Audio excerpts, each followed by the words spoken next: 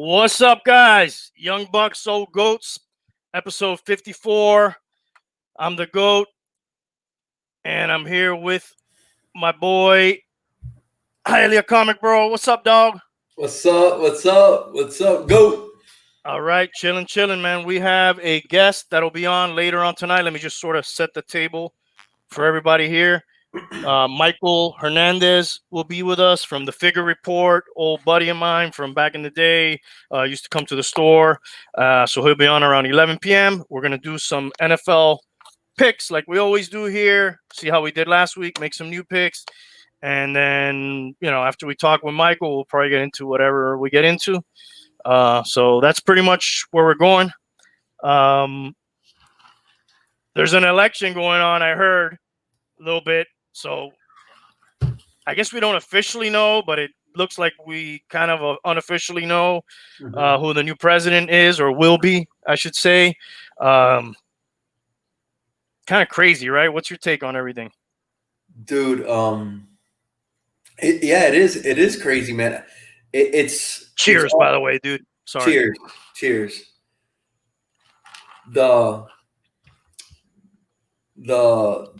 Those mail-in ballots, man. It's never been to this huge amount because of COVID and everything, and it's kind of like thrown a little bit of a monkey wrench into everything, and everybody's. I'm sure everyone is dying for it to be over, to get those things counted. But as long as they count everyone, man, and everybody's vote gets counted, and I think we're gonna be okay, dude. I think it's gonna be all right, and we'll see what happens after that and see.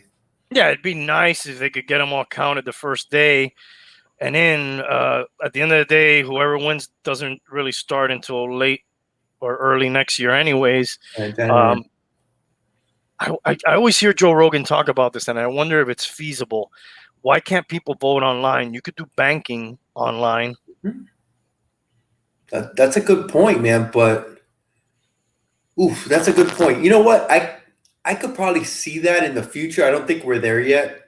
When we get our chip, when we get our iPhone inserted into our hands, and we're like more Android than we are, that's something I kind of want to talk about if we have time.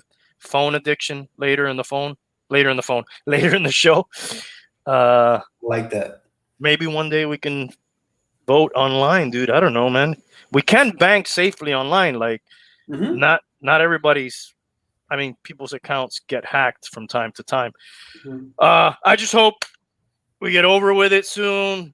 The best thing happens for the country, and we just stop with the nonsense, and just kind of unite a little bit better. No matter what. Let's unite. It's a country. It's not a political party. We're a country. We gotta be on the same side. I totally agree. You know what, man? We knew it was going to be close, regardless, one way or the other. It was going to be a tight race. I gotta say this though: if you listen to the pollsters, you would think it's not going to be close, dude. They were so wrong. Again, they had it like blowout for Biden, 10 points, 17 points, and that just. I don't know what that was. Those people should probably be fired, dude. Or maybe don't say shit, dude. Maybe you're like affecting shit because of what you're saying. Dead wrong, those people. 2 elections in a row now. Yeah, because they were dead wrong last time. Last time it was a Hillary landslide, and it didn't go that way. So you can't say they're trying to influence one way or the other because they did it both times. One time, yeah. The other time, sort of, yeah. Seems like what they're going. What this one's going to end up with, But we will see, dude. We still how many states is it? 5 states left.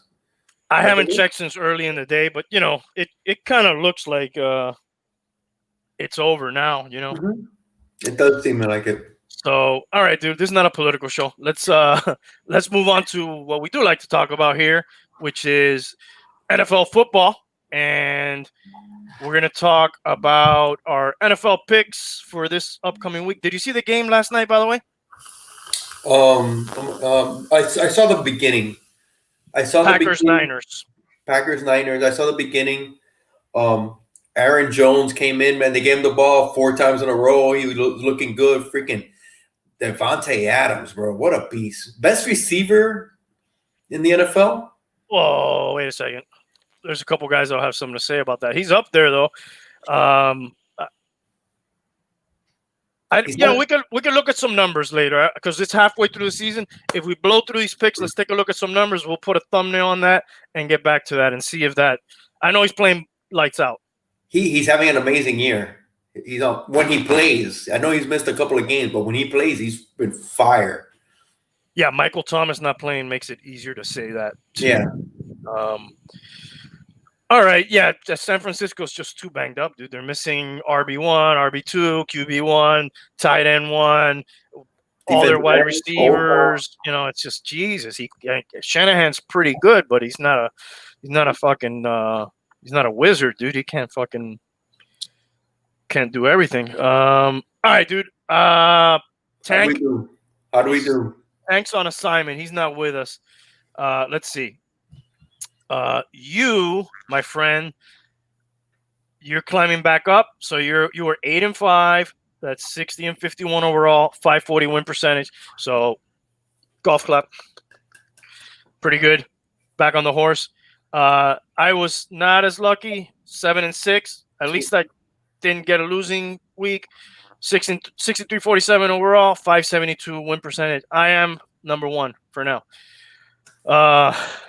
But the best picks of all is right here. Tank. He's tanking hard. 3-10, week 8, 27-41. However, if you do exactly the opposite of what he tells you to do, you'll be at 603 win percentage, and that would be the best picks of anybody. Just do exactly what this guy says. Dude. Or exactly the opposite. I'm sorry. Hey, and right on cue, look who shows up in the chat. Who's on the chat? What's up, dog? Hola, JB. What's up, man? Jonas, sorry, dude. You caught me. I was hoping you wouldn't watch that when I called you out, but I got to do it. Okay, the guy that will use his picks, this guy's an expert. All right, he writes an article every day. He's from the New Jersey area, a journalist. 9-5 last week, 66-51-2. He's 554, so he's just a little bit better than you, and I'm just a little bit ahead of him. So I feel pretty good about myself. Yeah, we're not that bad when we're doing that. The lock of the week was really unfortunate. Those goddamn Patriots. It was 3.5 points, and they lost by 3. The slimmest of margins. I've been there before as a gambler. If you did that, you just think the whole world's against you. Yeah, definitely. So that's it. That was last week. Now let's move on to next week or this week.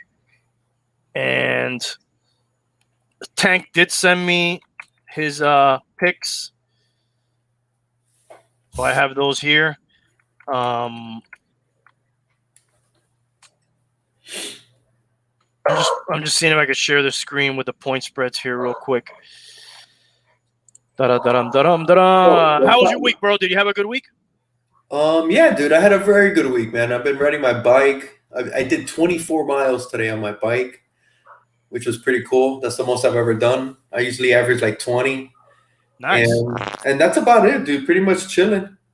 Hey, maybe we could go over our fantasy team, see how we're doing on our fantasy. I'm doing pretty good, dude. I'm doing pretty good. Oh yeah, we'll do that, dude. Just touch up on it. You got to be my eyes and ears in the chat there. Anybody want bad fantasy advice? Let us know. We'll throw that in. And okay, let's get at it, man. First up here, not first up on that screen, but first up on my sheet is the Broncos at the Falcons.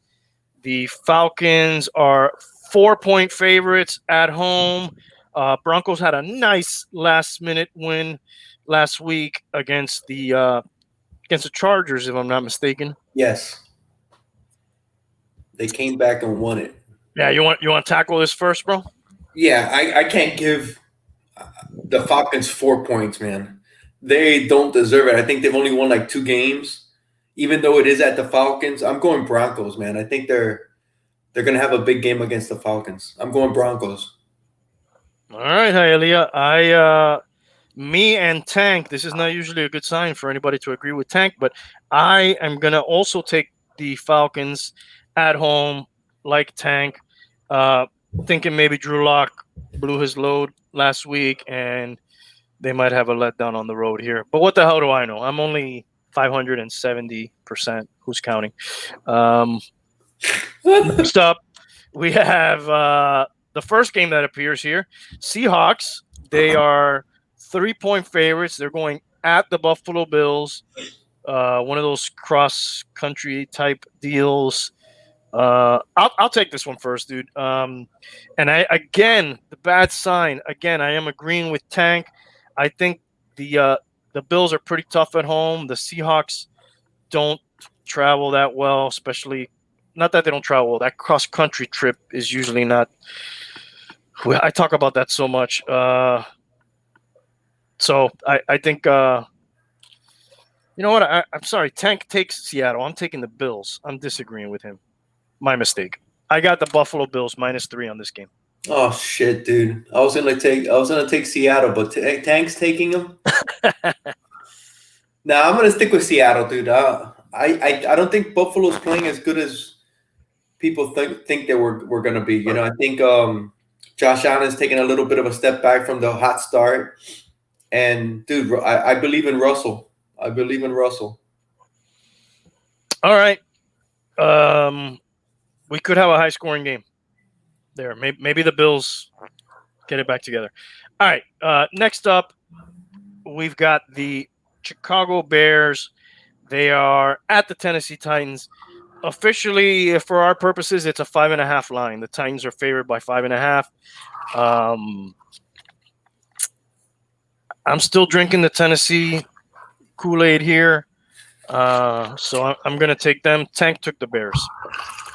I'm with you, man. I'm taking Tennessee. I think they bounced back after those 2 losses. I think this one's tough though, man. But man, the Bears just don't have no offense, dude.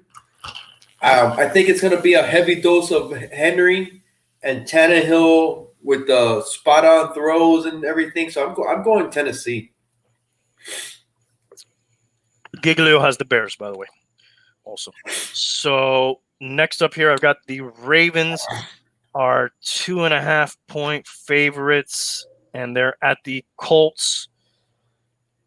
You want to go first on this one? I'm taking the Ravens, man. I'm taking the Ravens 2.5 points. Although the Colts have been playing very, very good, I think it's going to be a bounce back game for the Ravens after last week. I think Lamar Jackson's going to be good this week. What's up with him this year? Kind of a letdown or disappointment, at least fantasy wise? Oh, yeah, big time fantasy. He was probably either a first or second round pick, and not a first, more of a second or third round pick. And I just don't think he's running as much. And you know what, man? Teams adjust, figure people out, man. And you gotta be on top of it because they watch the film and they know what's going on. And if somebody does a good job stopping you, you better rest assured everybody else that's coming behind them are going to try to do the same things to stop you. So you have to adjust. And I think that's what's happening. They haven't adjusted. As a football player, though, not counting fantasy-wise, obviously not living up to the MVP billing, but still good enough, right? To Definitely. It's two different things. Sometimes people confuse that. Oh, this guy's a bust in fantasy. That doesn't necessarily mean that you haven't been effective or productive. It's not all stats. It's not all stats, and they've only lost I believe 2 games, and they lost to the Chiefs and to the Steelers, dude. That's not bad, dude. The top 2 teams in the AFC East as far as record goes, right? Exactly, and they made the point that they've only beaten teams with losing records, but the 2 teams that they played with winning records are the 2 best freaking teams. So I'm not worried about them. They're going to be there at the end. I'm not going to say they might win it all, but they will be there at the end. They'll make the playoffs. They'll probably come in second in the division if the Steelers they haven't lost. So you are taking the Ravens, right? I am taking the Ravens. Okay, well, that's a consensus. I'm going to take them. Tank's going to take them 2.5. Not a lot of points. I do think Lamar Jackson needs to start evolving a little bit. That, like you said, they catch up to you. They watch film. You're not going to do the same thing for long. So Exactly. he needs a little evolution. He has time to do it. So, all right, let's go to the next one. I've got the Panthers at the Kansas City Chiefs. Another big point spread, 11 points. The Chiefs are favored at home by 11 points. I'm not sure. Is there a McCaffrey confirmation yet at this point? It's pretty solid. I have him on my team, so I hope he comes back. I believe he's going to be he's going to be designated to return tomorrow, is what I've heard, and they're just seeing who they're going to send down from the team because they add him, they got to take somebody out, and I think they're waiting until tomorrow. So it's pretty much a done deal. So he's going to be back. There was some talk about him coming back last week, but that kind of that didn't happen. It was a Thursday night game. Yeah, it was a Thursday night game. A short practice week, but he was been in practice this week, cutting, sprinting, doing everything. I think he's a go. It's been 7 weeks, man. So he's more than ready to come back. What will his role be? Will it be his regular role, a dialed back role? It might be dialed back. This week, Cody. Would you start him? If he's active, I'm starting him. Okay. Well, we got to pick this game regardless of that. That does affect the game. God damn, this is a tough game to pick for me, dude. I definitely think the Chiefs are going to win, but 11 is, that's pretty high too. I'm going to take the Chiefs, dude. Tank's also taking the Chiefs. That means I'm taking the Panthers. I think McCaffrey is going to make a big impact. Also, for the Chiefs are missing Chris Jones, the defensive tackle, probably their best defensive player. He's out with the COVID. So I think that skews even more to McCaffrey and Panthers. I'm not saying they're going to win, but I think they might keep it close. And at the same time, this might be a down game for the Chiefs, They seem to have one of those every once in a while, but last week Mahomes went off, dude, with 5 touchdown passes. Yeah, dude, but the freaking Jets, man. Yeah, I hear you. What did Le'Veon Bell do last week? Not much. 6 carries for 7 yards. Yep. Boo. All right. Next up here, we got the Detroit Lions at the Minnesota Vikings. The Vikings are favored by 4. These are two teams that are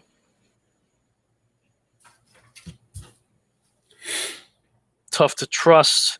What's up with Stafford's COVID thing? I'm not sure if he's going to play. The last I heard it was he was out, but I'm not sure because that was still up in the air. I heard he has to get like a certain amount of positive tests in a row before they can clear him.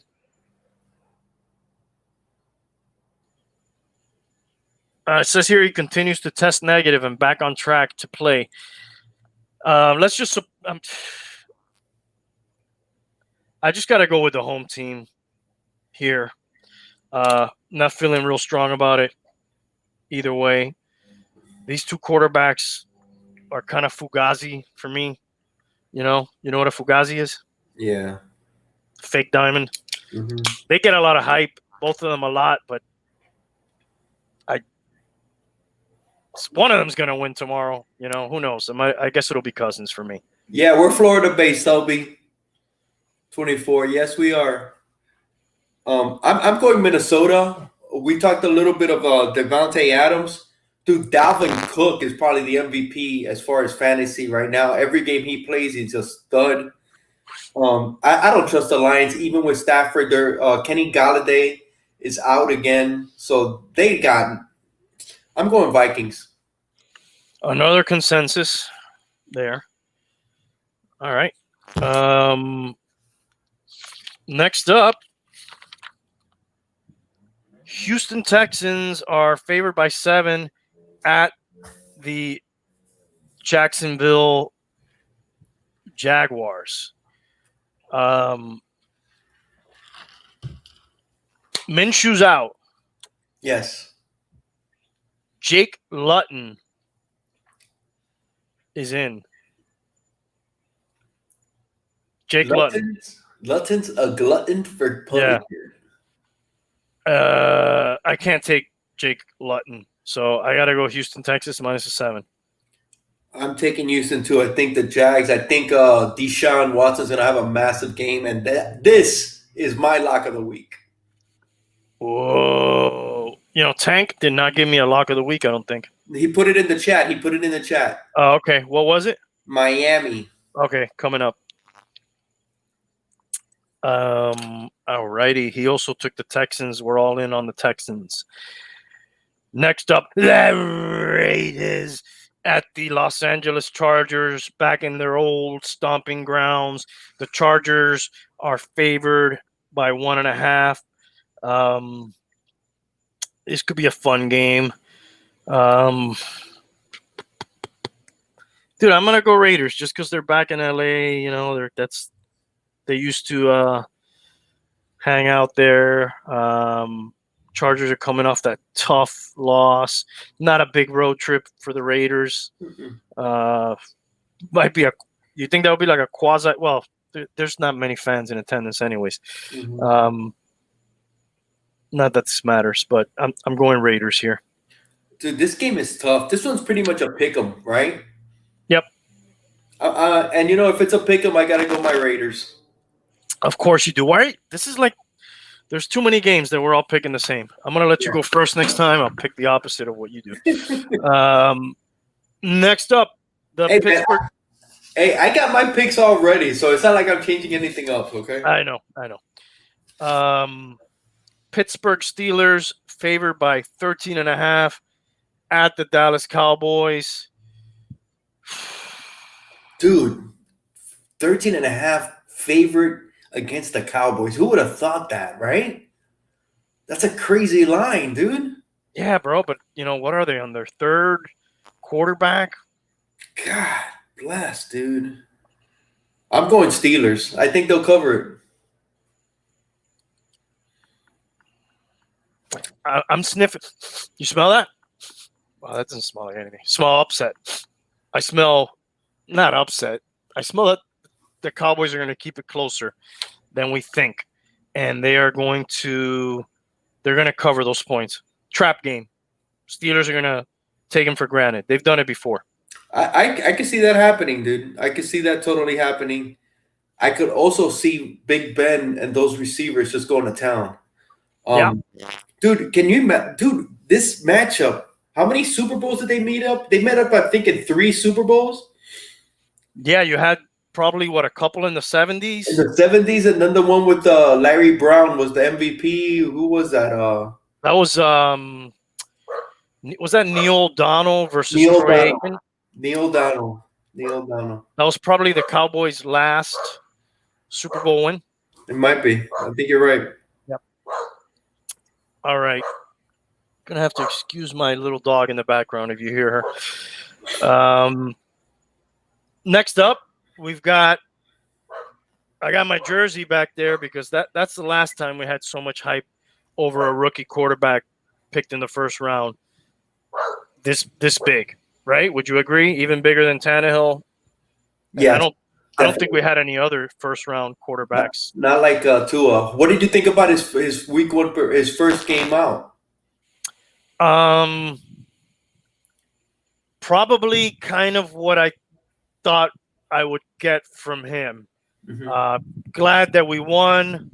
Glad the defense and special teams stepped up. Didn't see a whole lot. The wind is picking up out here. It's supposed to be the hurricane. If I have to go off the air, Hialeah, to pick a new location, you know how to dude, I'll be fine. The show going. Whoa, it's really windy out here. But dude, I don't know. I can't get excited over that. I'm glad we won, but we didn't win because of him. I'm not trying to be a hater. I need to keep my expectations tempered and hope he can do a little bit better next week, and we have a similar result. He is a rookie. It was his first start. That is a tough team to make your first start against. It is. It is. I heard a interesting little factoid, or not factoid, theory that the Dolphins went to him, even though Fitzpatrick was doing so well, is because they got the Texans #1 pick next year, and they wanted to see what they have, and they did not want to wait just in case. That's a super high pick because I think the Texans have only won maybe 1 or 2 games. I think 1, actually. And they wanted to do kind of like in Arizona when they took I forget that guy's name, and then they took Murray now. Josh Rosen, who we got. Josh Rosen, and they wanted to see what they had just in case they had to get one of the quarterbacks that are coming out this year, or next year. So that kind of makes a little bit of sense to me. Hialeah, I'm glad you reminded me of that. I did read an article about this, and the first thing I thought was, Jesus, the Dolphins are usually not that smart. It makes me think 2 things. A, because at first when they started him, when they named him the starter, I go, damn, he must be showing them some really good stuff in practice, and they are super confident that he's good. But now that article came out, you're telling me that I think, shit, maybe they didn't see that much and they want to see it to find out. And that would really make sense. I got to hand it to them. That would make sense. You want to know. But it also at the same time doesn't make me feel that great about him, right? Because you're like, they're already thinking about that? Damn, dude. That is true. That guy hasn't sniffed the field and you're already thinking you may pick somebody else next year? It's like you're trying to cover all your bases. Yeah, I mean, I guess it's a smart move if that's the true motivation, I guess. It is. I still think it was a little early for it, though. I stand by that too. I'm just saying I could see it. I could see that, but yeah, I think even week 11, or week 12.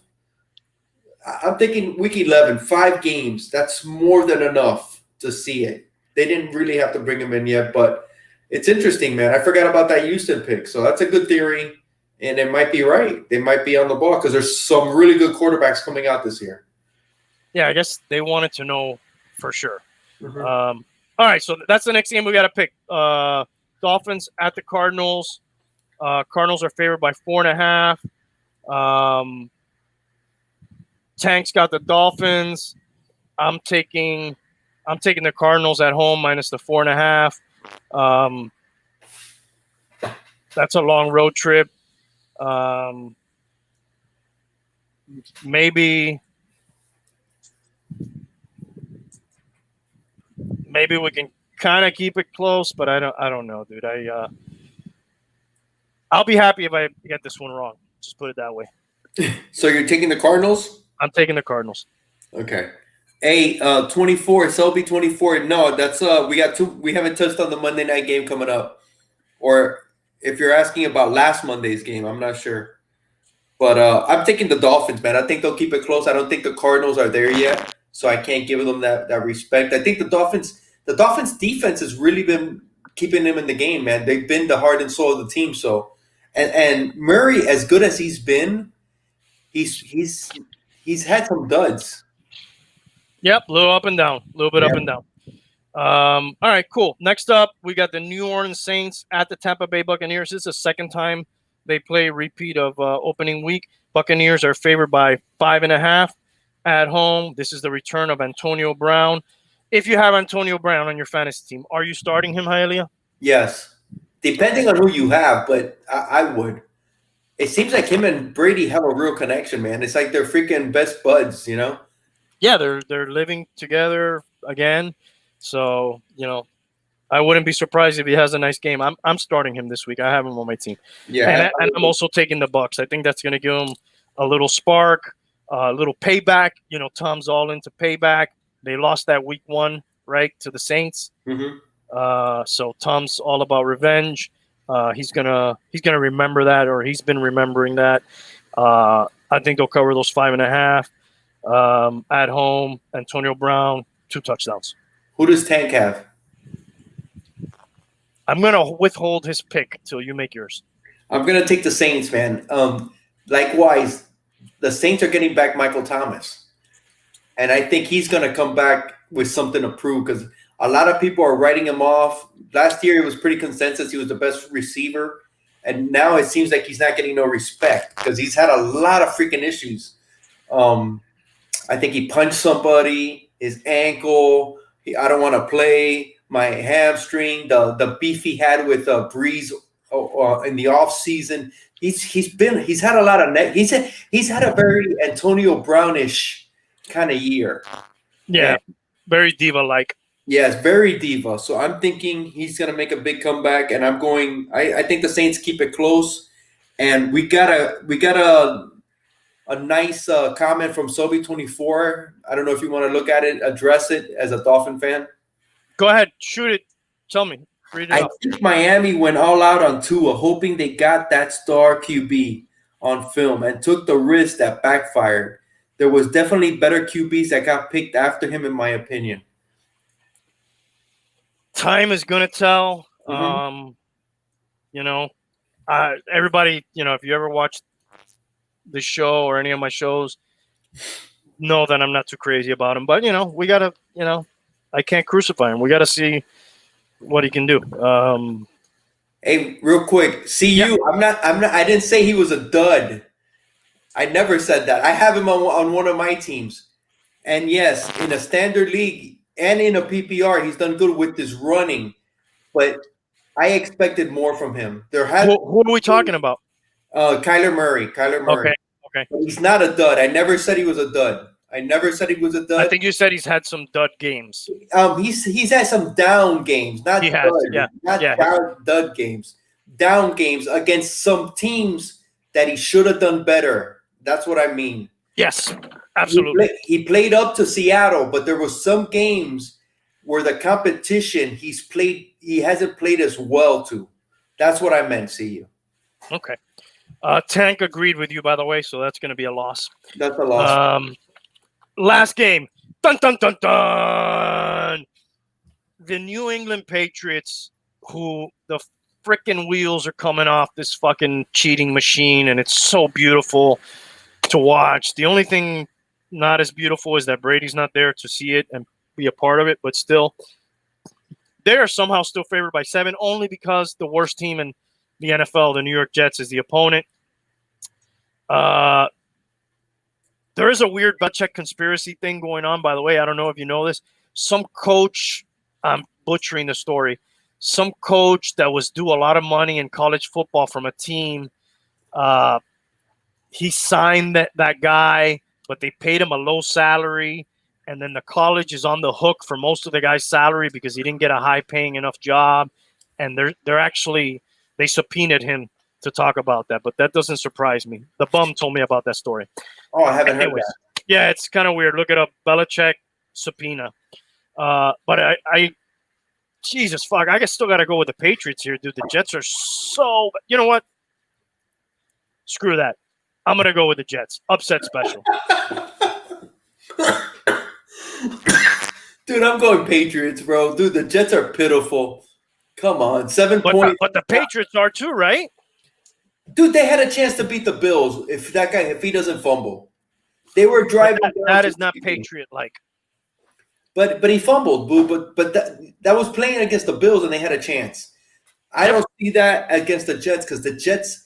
I mean, Jamison Crowder might be coming back, but they have nobody, man. I just can't go with the Jets. It's only 7 points. All right.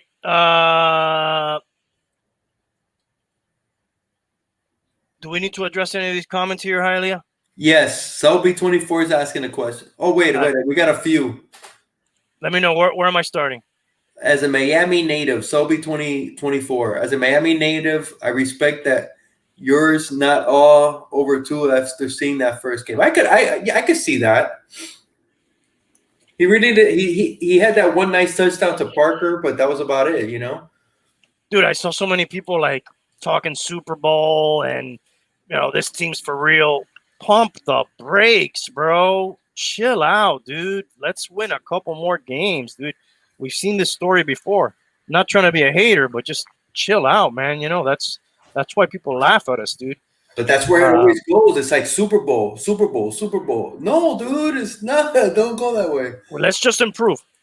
Yeah.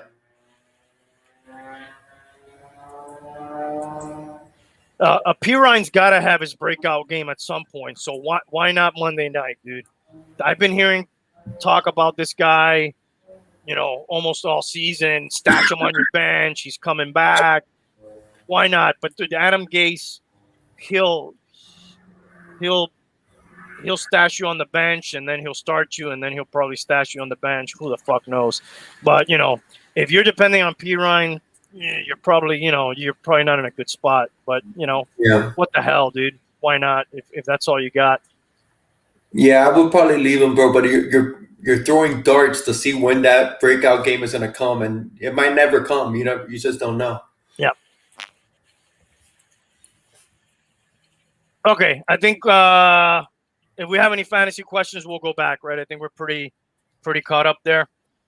Yes. And CU, the Jets are terrible, man. God. yes, really bad. Okay, dude, I think it's time for our guests. Let's do it. We're done with the football. So met this guy probably like a decade ago. He came over to the store. Where am I? Over here is my store. Man of Action Figures. And he's a journalist. He wrote a story about the store, and then I've seen him pop in and out of the store for years. Michael Hernandez from the Figure Report. How you doing, brother? What's going on, guys? Can you guys hear me? Yes. Yeah, we can hear you really well, dude. Okay, perfect. What's going on, gentlemen? What's going on, Mike? Hanging out here, bro. Yeah. Cheers. Oh, Thanks yeah. for joining us, dude. Well, cheers to you guys. Here you go. Salud. Hell yeah, man. So, I listened to a little bit of the football talk. So, okay, did we bore you enough with that? no, or? I play fantasy football, and my team is just ravaged by injuries. So, Who isn't, right, this year? Everyone. I mean, I drafted Michael Thomas, so he's just been hanging out on the bench in IR for 8 weeks. So it'd be nice to see him play. Just punching people, just like no concern over my team. So yeah, it's frustrating, but hopefully who else you weekend. Who else you got on there? I just have like a terrible team of bench warmers. I have Wayne Gallman. I got the guy from Seattle. I just started picking up a bunch of people on the waiver wire, and I picked up Gallman this week. That could be a good little patch guy if you have troubles. DJ, the guy from Seattle, Dallas. Yeah, that guy. I picked him up. So we'll see what happens. My team sucks, so I have no idea. What's your record right now? It's 4-4. So fortunately, I've been okay. You're in there, bro. If you had a lot of injuries and you're 4-4, you're keeping afloat, dude. I mean, you get guys back. Like my top 5 picks are all dead. All my players are dead. So I mean, that's a common thing, dude. Yeah, you're doing though is probably what you got to do. Just keep hitting that waiver wire, keep throwing some darts, and maybe some guy will catch. But I enjoy toys way more than I do fantasy football. So how many teams in your league? Is it 10 or 12? 12 standard league. Yeah. That waiver wire is really thin. Yeah, I had a pretty big heartbreak recently. I played someone and I won by 0.4, 0.5. Wow. It was like our Georgia. It was like Georgia basically. I barely eked out a win, and then a day later, stat correction, and I lost. So, yeah, it was pretty bad. I was like, I don't care about fantasy football anymore. I can't invest my feelings into this thing. So it's so bad. It's so bad to get all. I had one of those go my way earlier this year. So I went to sleep winning. I woke up with a tie, and then with the stat correction, I got the win. Yeah. Just playing with Good my for emotions. you. Good for you. So, great. So happy for you. But yeah, so cool, man. I'm happy to be on here with you guys. Yeah, thanks for joining us, bro. Let's not talk about painful things anymore. Yeah, let's talk about the things that we I just enjoy. found out you're living in Queens now. Obviously, when I met you, it was down here in South Florida. Yes. Tell me a little bit about What's life like over there right now? I mean, it's been odd ever since the pandemic hit. Just everyone masked up, just kind of barricading yourself indoors. But before that, New York's been really cool for me. It's been an awesome experience. I moved here in 2017. Like I lived in Miami basically my whole life. I grew up there in South Florida, parts of West Palm, but mostly Miami. And then 2017 came around, some things happened personally, and then I just needed a whole reset. So what better place to reset than New York? So just came up here and started doing my own thing, got into acting, and just kind of been following that. Yeah, I've been following that ever since. And then, with the downtime, with the pandemic, I was like, I have all these freaking toys. What the hell am I doing with them besides just, leaving them in their boxes and not doing anything? So I was like, maybe I'll just make some stupid toy channel. So then Figure Report came up, and we've done some videos. We do live streams. We do unboxings. Me and my roommate Jay. So yeah, that's just kind of keeping myself busy up in New York with different creative things. Yeah, man. I want to touch on a couple of those things that you mentioned there. How far are you from the city? It's just across the way, right? Do you go in often? I'm in Forest Hills, which is the home of Spider-Man and the Ramones. So that's pretty cool. Yeah, it's a little thwippy. And from here, it's like a 30-minute subway ride into the city. I haven't gone into the city too much, but it's actually probably easier to get into the city now than before. I heard it's kind of empty. Is that true, or is that just bullshit? That's bullshit. Yeah, I will verify the bullshit. I mean, I heard it was like an exodus. No, man, it's nothing like an exodus. Whoever told you that, and I think I know who told you that, is a liar.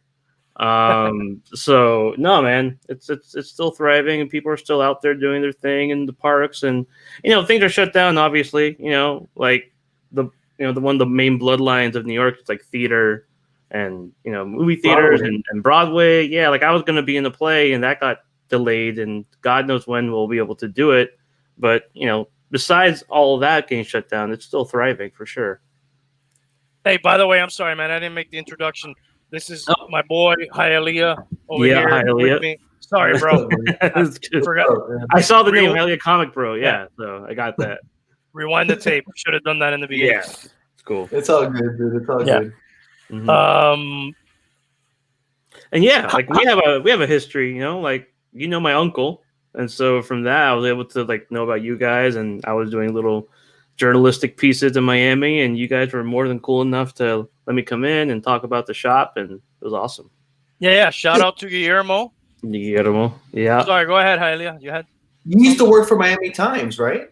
Yeah, I used to work for Miami Times as a freelance reporter, so I did all sorts of things. When I did the article on Man of Action Figures, I worked for The Examiner, which was just like a online website, and they had a bunch of different people that covered a bunch of different topics. And then I did stuff for Miami New Times, mostly music reviews, like concert reviews, CD reviews, interviews with different artists. So I did that for a little bit when I was in Miami.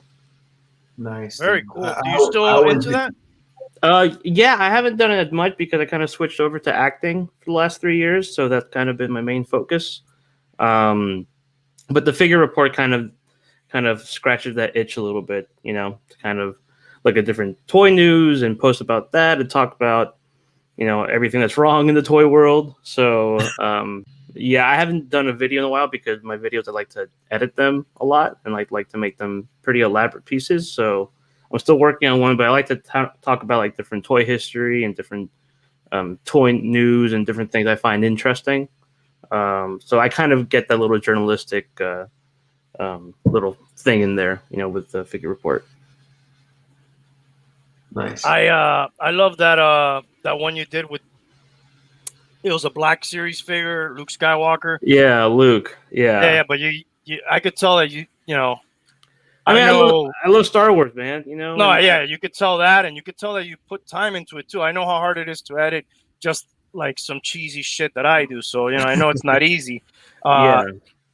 Really good, man. I really enjoyed it. That was good, that. and you have a nice announcer voice. I told you that before on that video. Thank you. Check it out. The link is down there somewhere, guys. Yeah, on Instagram too at the Figure Report, Twitter Figure Report. So I'm the anti edit, I just go live, or I just straight into it. I'm one take man. I'm one take One man. take. Well, in acting, you have to kind of do one takes, but you do get some chances here and there. But yeah, I like to like fine tune my things. I get really into it. I'm like up at 3 o'clock, sweating, looking at like the perfect amount of volume on my audio and making sure like it just has all the right amount of bass. I just if I put something out there, I kind of want it to be representative of me in a way, to make sure it's like kind of good and not shitty.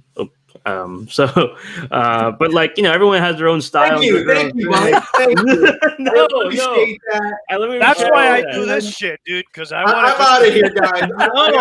I switched over to live stream. That came out wrong. I switched over to live stream because I like doing stuff more in the moment. It's more fun. It's more like personal, and the editing's fun, but then it just takes so long, and sometimes it's just nice to kind of just be out there and do your thing, one take, get it out there, and super fun. Like I'm with that as well. The editing is a lot of work, man. It is a lot of work. In the comic books, I'm into the comic books.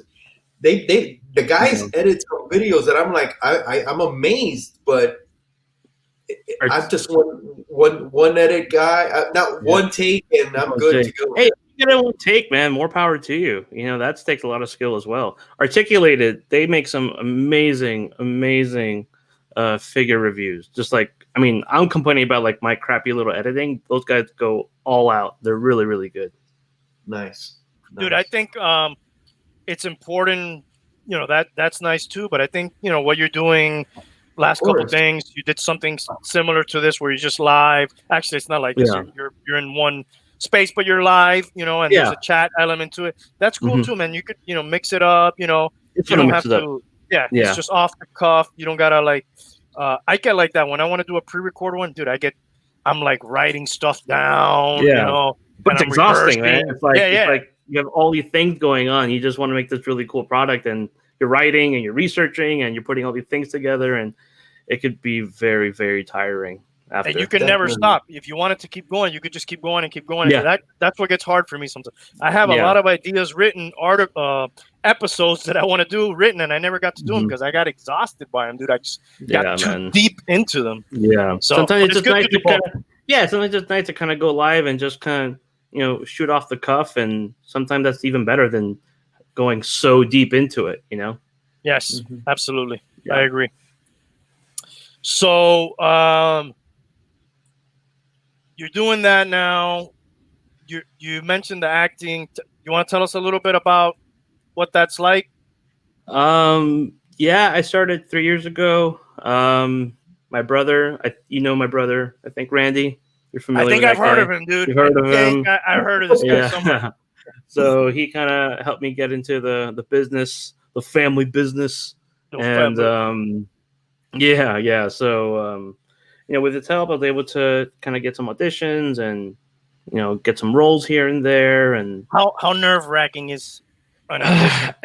It's less nerve-wracking now. Like, early on, it's like, what the hell am I doing? It's like, we all pretend and we all like have fun and stuff, and we all do silly voices. But when there's like stakes involved, and when you're trying to create a character, and there's someone that's going to be watching it, and like, I don't know about this, and it's just a weird feeling. But the more you do it, just like anything, the more you practice at something, you get better at it, or you feel more natural with it.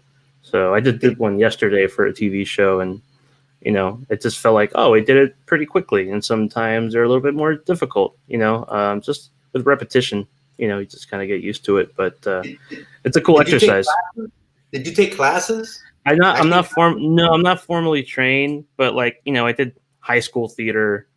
I did stuff in college. I always kept myself very creative. I did radio journalism in Miami, college radio. So I was always doing like skits on the air, and just doing little projects here and there. I started taking classes when I came to New York, but I'm not really formally trained in the arts. Okay, I wanted to ask you that about writing too. Did you study for that, or that's just? I studied journalism. I studied journalism at FIU. Go Panthers! Are they the Panthers or Golden Panthers? I forget. What are they called? Golden Panthers. Okay. Golden Panthers. Shout out to the Golden Panthers. There you go. Yeah, shout out to those guys. They're great. So great. You had to ask if they were the Golden Panthers. Really? I forgot. I haven't. He knew, bro. He knew. Yeah, I honestly I can't remember if they're a Golden Panther. Yeah. Okay. Sure. Cool. Yeah. So I studied journalism over at FIU. I did mostly broadcast, but I got into writing over there, and so I did stuff at the college paper. I wrote stuff there, and then Miami New Times and Examiner. So I was just always involved in journalism one way or another, either on the radio or behind the keyboard. Super cool, dude. The little bit that I went to college, that's what I wanted to study, and that's just always been a kind of a little passion of mine. Journalism? Yeah, that's kind of why I do this too, for fun. I like to, kind of talk about stuff and shit. It's obviously not very professional, but it's fun and it lets me. I mean, Howard Stern wasn't the most professional journalist, and look at him. Who? Howard Stern was the most professional journalist, and he made his mark doing his own thing. So it's not about. Sometimes it's better to kind of not follow the line, so to speak, kind of like do your own thing, and that makes you stand out, I feel. So. Yeah, for sure. So I lost my train of thought here. No. I got a question. You were saying something about a play that you were going to be part of. Mm-hmm. Was that far along? Can you talk about what the play is? Or it's based off. Yeah, for sure. It's based off an Anton Chekhov play called Three Sisters, directed by Sam Gold. We were just about to start rehearsals, and it was like a really cool cast. It was Greta Gerwig, Oscar Isaac, Steve Buscemi, Ben Sinclair, Chris Messina, like a really, really like stacked cast. And I was like super fortunate to have a small part in that. Well, I was going to. And then right before rehearsal started, everything got shut down. So wow, what a shame, man. Yeah, it was cool. It was gonna be fun. I mean, there's still plans to maybe do it, but we don't know. Mm-hmm. It's all up in the air. Look who popped up over here. Oh, that guy. Pushing toys right here, bro. I remember what I wanted to ask you now. So you said you had an audition today, right?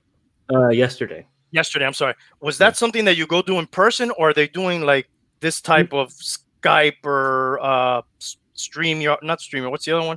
Zoom. Everybody's using. Yes. Zoom, yeah. Most of my auditions are self tapes, so you just put your phone up, you record it. I have my girlfriend here, so she'll read with me, or my roommate will read with me. And then for like callbacks, like I got a callback for a show called Modern Love. So then the callback was done through Zoom. So it's like the director and the casting director and the person reading with you and like a producer and stuff. And so it's just like 6 screens pop up, and then you have to just kind of jump into it. It's a little awkward. Like, like people have been doing like really awkward stuff, like doing actual plays through Zoom.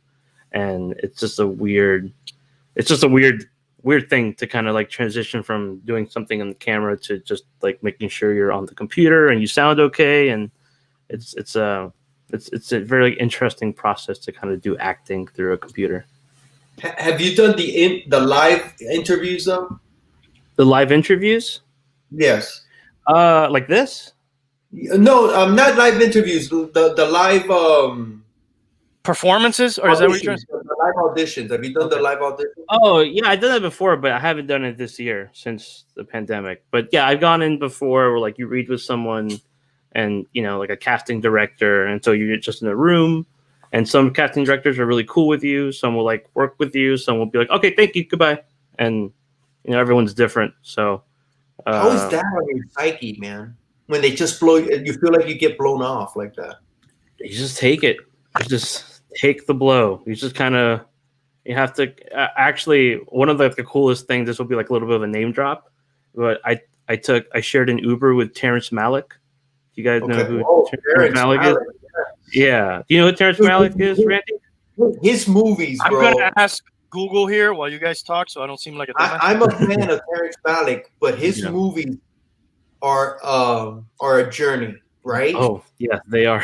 That's a really great way to describe them. Oh my god, I just saw one recently. It was about the German, the Dutch. Yeah, I heard about that one. I haven't seen it, but I hear it's really good. It's really good, but it's a journey. All his movies are a journey. There he is. Oh, there he is. So, I was, I was potentially gonna be in a film, but it didn't work out. But I got to share an Uber with him, which was pretty cool, and to talk to him about like the auditioning process, because I mean, he's famous for getting actors and cutting them out of movies. He's a legend. He's a legend. Yeah, for sure. And so just like talk to him about like what I've been doing. He's like, casting directors, you could be great, but if you don't fit what they have in mind for something, it doesn't matter. It's all very subjective. It's a mix of all these different things. So that helped me. Like just hearing that was like, okay, I don't have to take it so personal. It's not like an insult to like my talent or lack of, or just not being good enough what they want. It's just sometimes I just don't fit what they're looking for. They already have something in mind, and you just can't take that personally. You just have to kind of move on to the next thing. So yeah, I gotta, not knowing anything about that world, but just thinking, I gotta think it's like fishing, dude. You gotta throw out that line, and you're not gonna catch everything that every time you throw a line. And then, you're going to get cool experiences like that in between where you actually get to talk to somebody, pick something up maybe, and maybe that helps you down the line. You might be casting for a year until you get a bite. And even then, when you reel it in, it's gone. You're like, oh, crap. And so you just cast it again and just hope it sticks. And that's kind of what it is. Yeah, it's all luck of the draw sometimes, most of the time. But the fish is not going to jump into your boat by itself. So you got to keep throwing it. So it's good fishing analogies. Yeah. I don't really typically go to the fishing well often, but I thought that was I like it. You got to just keep throwing it, dude. That's what you got to do. Keep casting it. Yeah, exactly. So to prove, Hialeah, you're a good sport, right? I know you're a good sport. You're a bad sport? No, I'm a good sport, dude. I'm an idiot, dude. I don't give a crap. Okay, so I want to prove that. Let's give him a role. Let's see how good he can do a role. You're the director. You want me to give Kylie a role? Yeah, you're the director. All right, what am I going to say? You tell him who you want him to be. Let's see how good he does. Okay. I think, okay, so you're passing down your favorite toy to your son. This toy means a lot to you. It's something that you've held on to since you were 15, and you want to show how important it is to your son that you're giving this to him. It's almost like his entry into like the family or something like that, So there's a mix of I'll just give you that, and play it straight. This is not for comedy, so. Oh, it will be for comedy. So so this is well, I mean, it will be unintentionally. It'll end up, to play it straight. So this is like your monologue, just like just feel it out. All right. Are you ready? Go? Yeah, I think I'm ready. Okay, and action. Well, son, make me big, Brian. You got to make me big. You got to get me in the moment. Cut. All right. Thank you. Yeah. He needs to scream by himself. Exactly. There you go. Yeah, come on. This is his shining moment. Okay, and action. Well, Manolito, we escaped Cuba, man, and son, we escaped Cuba on the plane, with Castro, and I was only able to leave with a toy that it just means the world to me. It was handed down to me from your grandfather, Antonio. Rest in peace. But I want to give you my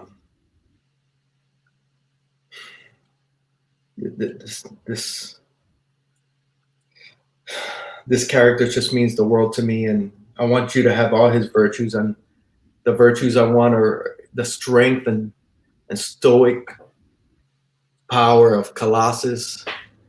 Your grandfather smuggled this out of Cuba in the Exodus, in the Mariel boat lift. He hid this in a place that I just don't want to tell you where he hid this in order to get it out.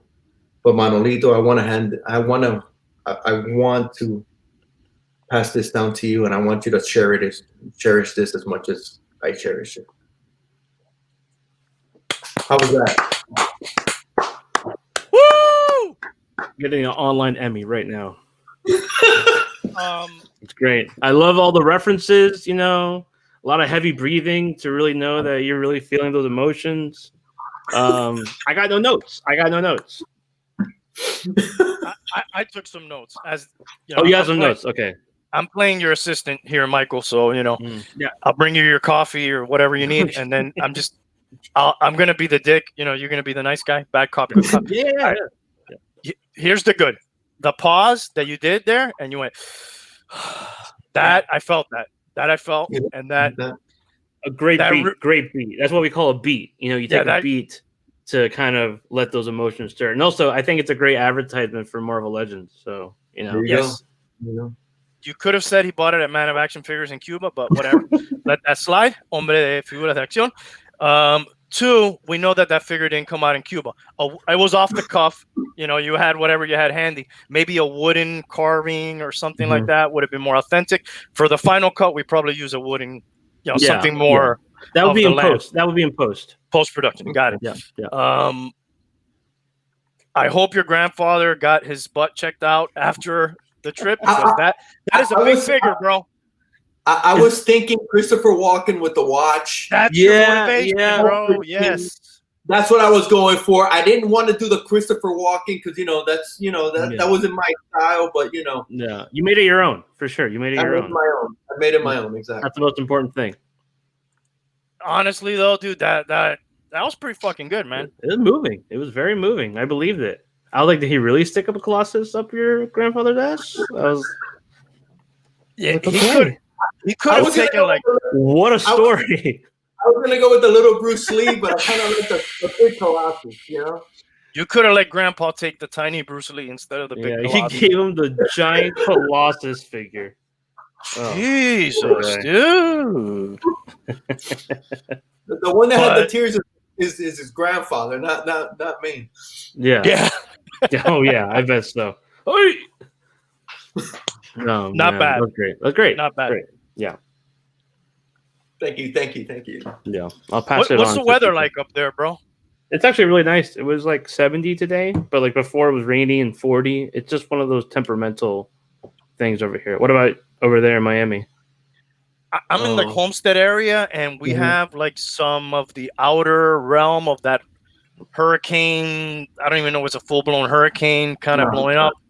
So we got like a little wind and a little rain, and but overall the weather I think is starting to trend a little cooler. It's been hot as shit. It's super humid, I imagine. Yeah. You went through some hurricanes down here, I'm sure. Yeah, I mean, I went through Hurricane Andrew, man. So like I was living in Cutler Ridge. No, not Cutler Ridge. Coral Reef. Are you serious? Reef. Yeah. I live in by Metro Zoo, actually. You were down in the thick of it. Yeah, we were in the eye. So I read an article about that story when you guys were young and all that, and like that area was really hit hard. Right, it was like an atom bomb went off over there, man. Yeah. I don't know how my family survived. It was crazy. It was like, where did you guys pass the hurricane in? In our home. No, I know, but were you in a certain room? Like a lot of people went to the bathroom, the stairs. We went to the living room. And I don't remember like passing. Like I remember the storm, and then just kind of like not remembering what happened after like a certain amount of minutes. Like, yeah, it was like just like water going inside the house and shards of glass and just winds howling and windows breaking. Just How old were you, Michael? I was like 5 or 6. Oh wow, dude. Yeah, man. So it was like me, my brother, my sister, my cousins, my aunt, my uncle, my mom, and my dad was working at the hospital at the time, so he was there during that whole storm. But yeah, it was crazy. So Crazy times. Remember the what is it? The National Guard afterwards and all that stuff going on. Dude, it was nuts. Yeah, I had to watch a lot of it because I didn't remember much of it. I remember the storm, and then I just remember just like chaos. Like my family remembers like animals just walking around like Jumanji, because we were right next to Metro Zoo. So you know, bunch of animals just like running around, like it's crazy, dude. So yeah, Crazy shit. yeah, crazy shit. Yeah, for sure. Yeah, I'll never forget that. I was in high school, and it's just something that sticks with you because it took a long time, the whole thing. Yeah. What was your experience with it? Dude, our area was not hit that hard with like damage to the homes, but it was an extended time without electricity and warm water. So I remember ice was super scarce. Showers were cold as fuck. No school for a long time. I mean, being a kid, it probably was quasi fun to walk around the neighborhood and see trees down and shit. But those cold showers is the one thing that sticks out to me, dude. Like you're hot and fucking sweaty and disgusting, and then like that cold ass water on you. Oh Jesus! Yeah, I can't take a cold shower to this day, dude, because that shit was so. Because it gives you PTSD. Yeah, exactly, bro. Yeah, it's like exchanging war stories. You know, it's like, remember Andrew? Yeah, that was tough. Dude, Andrew changed everything, dude, down here. Andrew changed the whole landscape, man. Everybody from down south moved up. It was crazy. Yeah. Pines blew up because of freaking Andrew. Yeah. My family, we all moved up. Well, from my mom's side, we all moved up to West Palm Beach. We're just like, let's get as north as we can. You know, it's true. That's what happened. Yeah, exactly. It was like a mass exodus from down south. Yeah. I'm not sure how long it took to like rebuild like those places that got hit, but I know it was pretty. I mean, obviously catastrophic. So to rebound from that. Yeah, and it changed. Sorry, go ahead, bro. It's like he said, it was like an A-bomb went off. Yes, and it changed the building codes too. Construction. My dad's always worked in construction. That changed construction and what you can do and what you can't do, and how houses were built. It became so hard to build a house. You know, for the good. A lot of houses got blown away because they weren't built to withstand even a 3 probably or a 4. So it just changed the whole landscape and the whole construction, the way we build stuff. Yeah, I'm really glad I don't have the collection I have now in a house like during Andrew, because I think I would have just given up on life. I hear you, bro. The one that was tougher for me out of all of them was one that ended up coming to. Thanks for the sub, bro. We got a new sub there.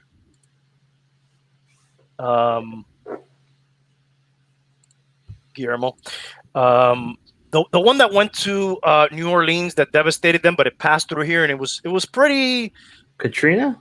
I think it was Katrina, dude. Maybe, if I'm not mistaken. Wilma. In Hialeah, Wilma was pretty rough for me because it blew. I lived in an efficiency in the back of my parents' house, and it blew the roof off. It was like an efficiency with a flat roof, and it blew that roof, and there was like a hole in my fucking roof, and like a foot of water in that room. All my DVDs, when DVDs were worth something, or were floating around the house. My figures were floating, like vintage G.I. Joe figures were floating. Oh my god! And Jesus, I wanted to drown myself in the water. It was so bad. To go with you, Joes. Yeah, bro, it was tough, dude. But we got past it, dude. We fixed it up, and everybody came together. But that was the one that in my household at least broke a couple windows and shit like that. Yeah. But most importantly, took your Joes. That's tough. That was tough. Bitter. Did you have a lot of them? No, I mean I had a lot of G.I. Joes, but I didn't have a lot of those carded ones at that time. These were like AFA graded in their nice plastic case. Okay. And I had like 3 of them, and they ended up floating in the water, and that was hard to see.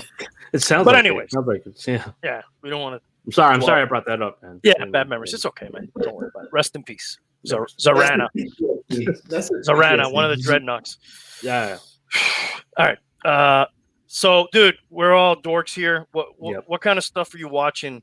You watching anything in particular? TV show, movies? I mean, I think everyone's been watching this, right? Oh, hell yeah, dude. Yeah. Now, I haven't seen the latest episode. So. Okay, thank you. I was about to say that. I haven't watched episode 2 yet, so let's... Hialeah, I'm sure we've all watched seen episode 1, right? Yeah, we've all seen episode 1 here. I saw both. I've seen them both. All right, spoiler alert for anybody watching right now. I guess we're about to talk about episode 1. Sure, yeah. All right, what'd you guys think? I liked it. You know, it's one of those things where it's like, I think it hit the right amount of Easter eggs for me personally. Like, I like all that stuff. I like Star Wars lore, and to kind of see, like, I mean, I'm always conflicted because, like, as a fan, I'm like, oh my god, Boba Fett, you know, he's back in the armor, and seeing him look over the horizon, so cool. But then it's just like, now you're just waiting all season for that, you know? You're just like, you're so consumed by that thing. Are you even interested in what happens? Like, as like a show, you even care? Or you just kind of like hung up on waiting for Boba Fett to come back, right? I don't know. That's just how I feel. I think it's like a good episode. I enjoyed it a lot. I thought it was really cool, but I guess I'm more critical of that stuff. I don't know. I hear you. There's there's hardcore fans, that's what we do, right? Yeah. Now, did you know automatically? I'm a dumbass too. Did you know automatically that was Boba Fett? When he first turned around, when he was just standing there? Yeah. Yeah, I thought so. I was like, it'd be weird if you're like some random bald dude, and you're like, oh my god, who's that guy? But then when he turned around, it was the actor. You're like, oh shit, Boba Fett, and looking all dark and mysterious. I mean, it's a really cool closing shot for sure, and definitely very intriguing. It makes you want to come back for more, and that's what Disney does. They're really good at marketing themselves, even in their own goddamn show. Do you think they're going to bring him back relatively soon, or you think that's going to be like a little carrot? Yeah, that's a little carrot, man. They can't give you the whole thing right now. Like little pieces, little droplings here and there, and then boom, like. And that's probably like I mean, I guess it could either go one way where I don't think they're going to carry Boba Fett into next season. I think it'd be like some sort of finality to kind of close the story on Boba Fett, right? I'm sure they're also tired of having to talk about Boba Fett all the time as well, and just want to focus on Mando. Yeah, because there was talk at one time to do a Boba Fett movie or something, right? But they kind of scrapped those plans, and maybe that's why we got Mando. Is that I'm not fair sure, to say? but Or? I guess that might be it. Yeah. I'm not sure exactly. I know they were going to do a Boba Fett movie, or they were planning to with the guy that did Fantastic Four, that fantastic film. The director? Yeah, I think so. Yeah, he was supposed to do it, right? And then, sorry, I'm just taking out Mando. Okay, cool. We're gonna do live unboxing right here, right now. Yeah, basically. Yeah, I guess. Is this the Black Series new one that came out? Yeah, Michael? This is the new one that came out. I guess with the little packaging that. Yeah, the little side packaging. Yeah, it's not. Yeah. Okay, I got you. Yeah, I kind of in one of my videos I kind of went on a rant about the packaging. They're always repackaging stuff, but I kind of like this packaging, so I actually didn't mind that they did that. I kind of a bitch about changing packaging, dude. I kind of like just one thing. And dude, I'm gonna collect them all. I want to. Don't fucking change it. I mean, I don't know. I hear that, man. I hear that for sure. Whatever, dude. I'm not gonna. I mean, but do you keep your things in packagings? Like you keep it? Not necessarily. I do keep the packaging always, but some things when I like for example, I have a lot of those Black Series ones. I haven't gotten around to opening them all. I just kind of hoard them. So when I haven't opened them, they're very nice to keep on like a bookshelf, with the number out, and you could put them in order, and it's very nice. And then all of a sudden now you're going to have that one that's not so nice, like the Marvel Selects, you could put those on a shelf, and they kind of look like books almost. And the packaging, they've never changed the packaging on those. Yeah, Always. that's true. They did do a Boba Fett, by the way. I don't know if you saw. Yeah, and the Darth Maul, right? Are you getting those, the select ones? I think those are for now exclusive, but if they do like regular specialty store release, you know, Mhm. of course we'll have them at that Yeah. point. But I think these may be. Are they Disney store exclusives? Do you know? I think so. Yeah, I think they are Okay. Disney Store exclusives. Yeah. Yeah. But But they anyways, look cool. They look great. yeah, But a little bigger scale. yeah, I wanted to do that with the GI Joe figures. Like I like how they're all numbered, you know. But then you have a giant Baroness box, and you're like, that's not going to fit with like the whole form of having single carded boxes lined up. And I was like, I'm not going to bother with getting all of them and packaging them and showing them off because it's just stupid to have a giant box sticking out. Yeah. I don't know why they numbered Baroness, and G.I. Joe is the whole thing that makes me really pissed off, as you can tell. So That's my shit, dude. That's my brand for yeah, I mean they're great, but geekdom. just, But I know there's been a division in the GI Joe. I'm just glad. Yeah, I'm a sucker, dude. I'm glad when there's anything GI Joe coming out because there's not. And for a time, I'm just glad when they do Star Wars stuff. Now we're getting enough of it, you know, on a consistent basis that I can start being more picky about some of the stuff. But I still am just happy that they do those things. Yeah. What do you think of the Mando episode? I'm curious what you guys thought. Go ahead, Hialeah. You field it because I know you wanted to talk about it last week and I hadn't watched it. The first episode, well, I think it's it pandered to the fans. Mm-hmm. I thought they were trying to just please all the fans in it, especially like when Mando used his rocket. It was just, oh my god! Finally, he uses his rocket. You know, it's like, oh, okay, it was cool as hell. Mm-hmm. I freaking loved it, but it just kind of pandered to it. It's a Western. Yeah. Plain and simple. It's a freaking Western. The part I did love was the Sand People, the Tusken Raiders. Yeah. Getting their lore. I've been a fan of them since '76. I'm a little older than you guys. I love them since the beginning, and to see some of their history.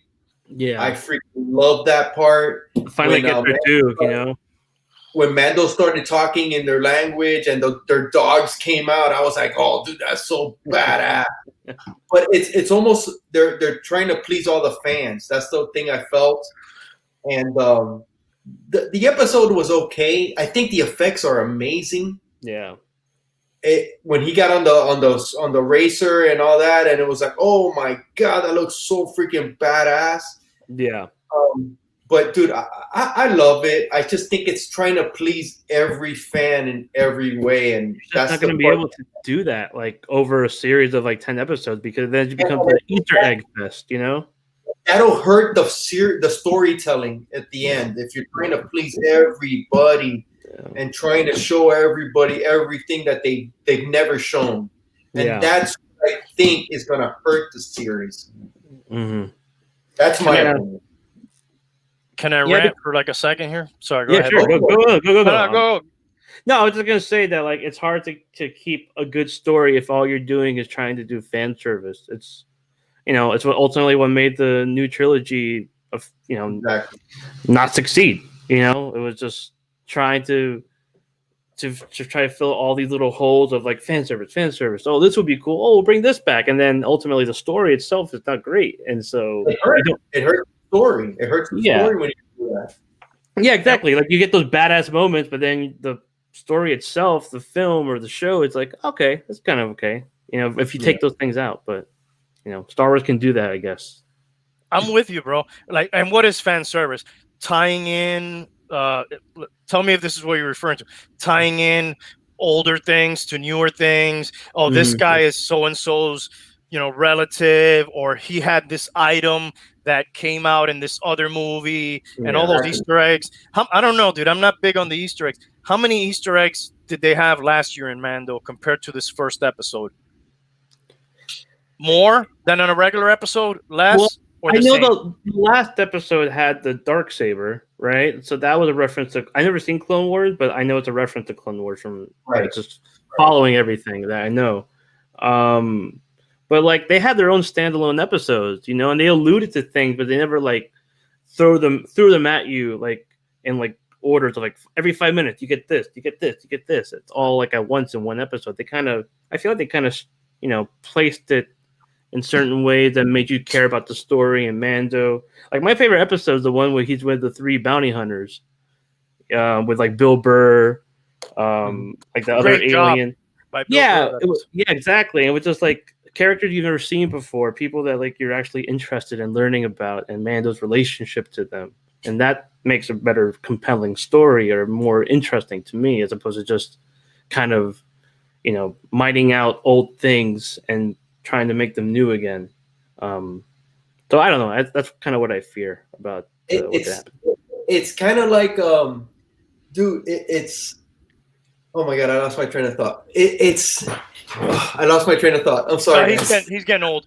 I'll talk. You think about it, Grandpa. What I see and what I don't like sometimes is just personally, whatever, my opinion. I don't need necessarily everybody that comes out in a Star Wars TV show or film to be, oh, this is a descendant of so and so. This guy appeared briefly. That's what I really liked about The Mandalorian. It was last year, at least, that I saw. And I enjoyed the first episode too. I'm not saying, oh, they're dead. But, it was fresh. It was like a Western, like Hialeah said, and I love Westerns. And it was kind of its own thing with very minimal, minimal tie-in, if you will. Like not a big tie-in. And I thought that was refreshing and fucking really cool. Do new stories, like you say, Michael, new things to explore, new characters. And that's cool too, man. I like that. Why not keep going at that? Absolutely. Yeah, I think so too. I think it did enough the first season to let you know like where it takes place in the Star Wars timeline.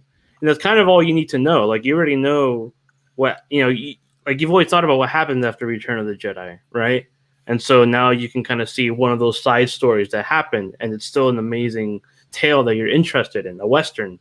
But then when it starts trying to, shoehorn all these different things in, I think it's going to be a detriment where you're just kind of like, okay, what about Boba Fett? Okay, what about this? You're checking all the boxes, basically, right? Yeah, and you're doing it so early too, where it's just like it's almost like that's all you're thinking about now. Their ultimate confrontation, and you don't really care about what happens in the middle.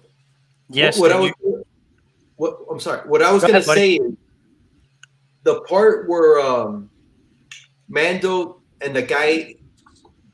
He's got Boba Fett's armor, right? And then he's got to make a deal to kill that thing to get the armor. Dude, just kill that guy and get the goddamn armor. At the same time, why doesn't he just fucking kill this guy? Kill the fucking guy. He's gotten really like, he's become really amicable. Like before, he would just shoot someone. But he's now super honorable, though. Now he's super honorable. Exactly, and it don't make sense. Just kill the guy and fucking take his armor, bro. He doesn't deserve that armor. When you become a dad, you change. You change, man. You're so cutthroat. Like you're putting him at risk. You're putting the child at risk in doing all that stupid shit, dude. Yeah. Let's hold on. Let me figure out how to work this thing. Let's take a good look at this guy. So this is the Black Series Mandalorian. Is this called Beskar? Beskar armor. Armor. Yeah. All right. On this, is he kind of chromy or what's he does? Yeah, he has a little bit of chrome. I mean, you can see in the reflection. I have a ring light on, so you can kind of see it. It shines off its armor, and actually does a really good job in replicating that steel look. I never got the first version, so this is the one I was waiting for. I love the Beskar look a lot. No removable headgear on this one, right? No, it didn't have the fat Pedro Pascal head like weird head on that one, right? It's weird. I'm very curious what Pedro thinks about that one. So I have to ask him. Yeah, that looks pretty good, dude. And he has a little jetpack. Nice. On and the gun in the holster. It's actually really cool. The deluxe one looks interesting because it brings the child with the little, his little ship or his little, what's it called? His carriage? I don't know what carriage. Yeah. But I'm just over Target exclusive anyway. So, Mike, how long have you been with figures? How long I've been collecting? I mean, I've had them since I was a kid, but really started collecting, I would say maybe around high school, like beginning of high school. My uncle and I would go to Walmart all the time, like every night. You know, back in the day, where like these had pallets of actual toys of like Marvel Legend, like Toy Biz Marvel Legends, and the old 3 3/4 inch scale Star Wars figures. We go to Walmart every night. We just get whatever we could. I was mostly collecting Toy Biz figures, and then DC Universe classics. I got a lot of those. But it was mostly Marvel Legend. That was like the thing that was like, oh my god, these are the most incredible toys I've ever seen. And I'm always blown away just like how much more amazing toys get. Like, I feel like every year I'm always thinking this is the golden age. No, this is the golden age. No, this is the golden age of toy collecting. It just doesn't stop. And this year was just like the most craziest year I can remember of like toy collecting personally. So you were into those Marvel Legends Toy Biz ones? Yeah, I still There's have something a lot about of those those, too. man. I really like those with the comic book in the back. I know the figures maybe don't hold up with some of the articulation points, but they're kind of cool, dude. I still kind of like them. They're just so they're just like little pieces of art, you know. They all felt very individual, and they all had their amazing packaging, like you said, with the comic book and the Build-A-Figures and the accessories. They were just, and for the price too, it was just like such a amazing thing to have. And yeah, exactly, the Sentinel, man, that's the most amazing Build-A-Figure. They have not surpassed that. Yeah, I have one of those, thankfully, but. Yeah, like that one, the Galactus, the Mojo, the MODOK, they're just like, they still hold up. They're just like, all the paint details in them are still unbelievable. They still hold up.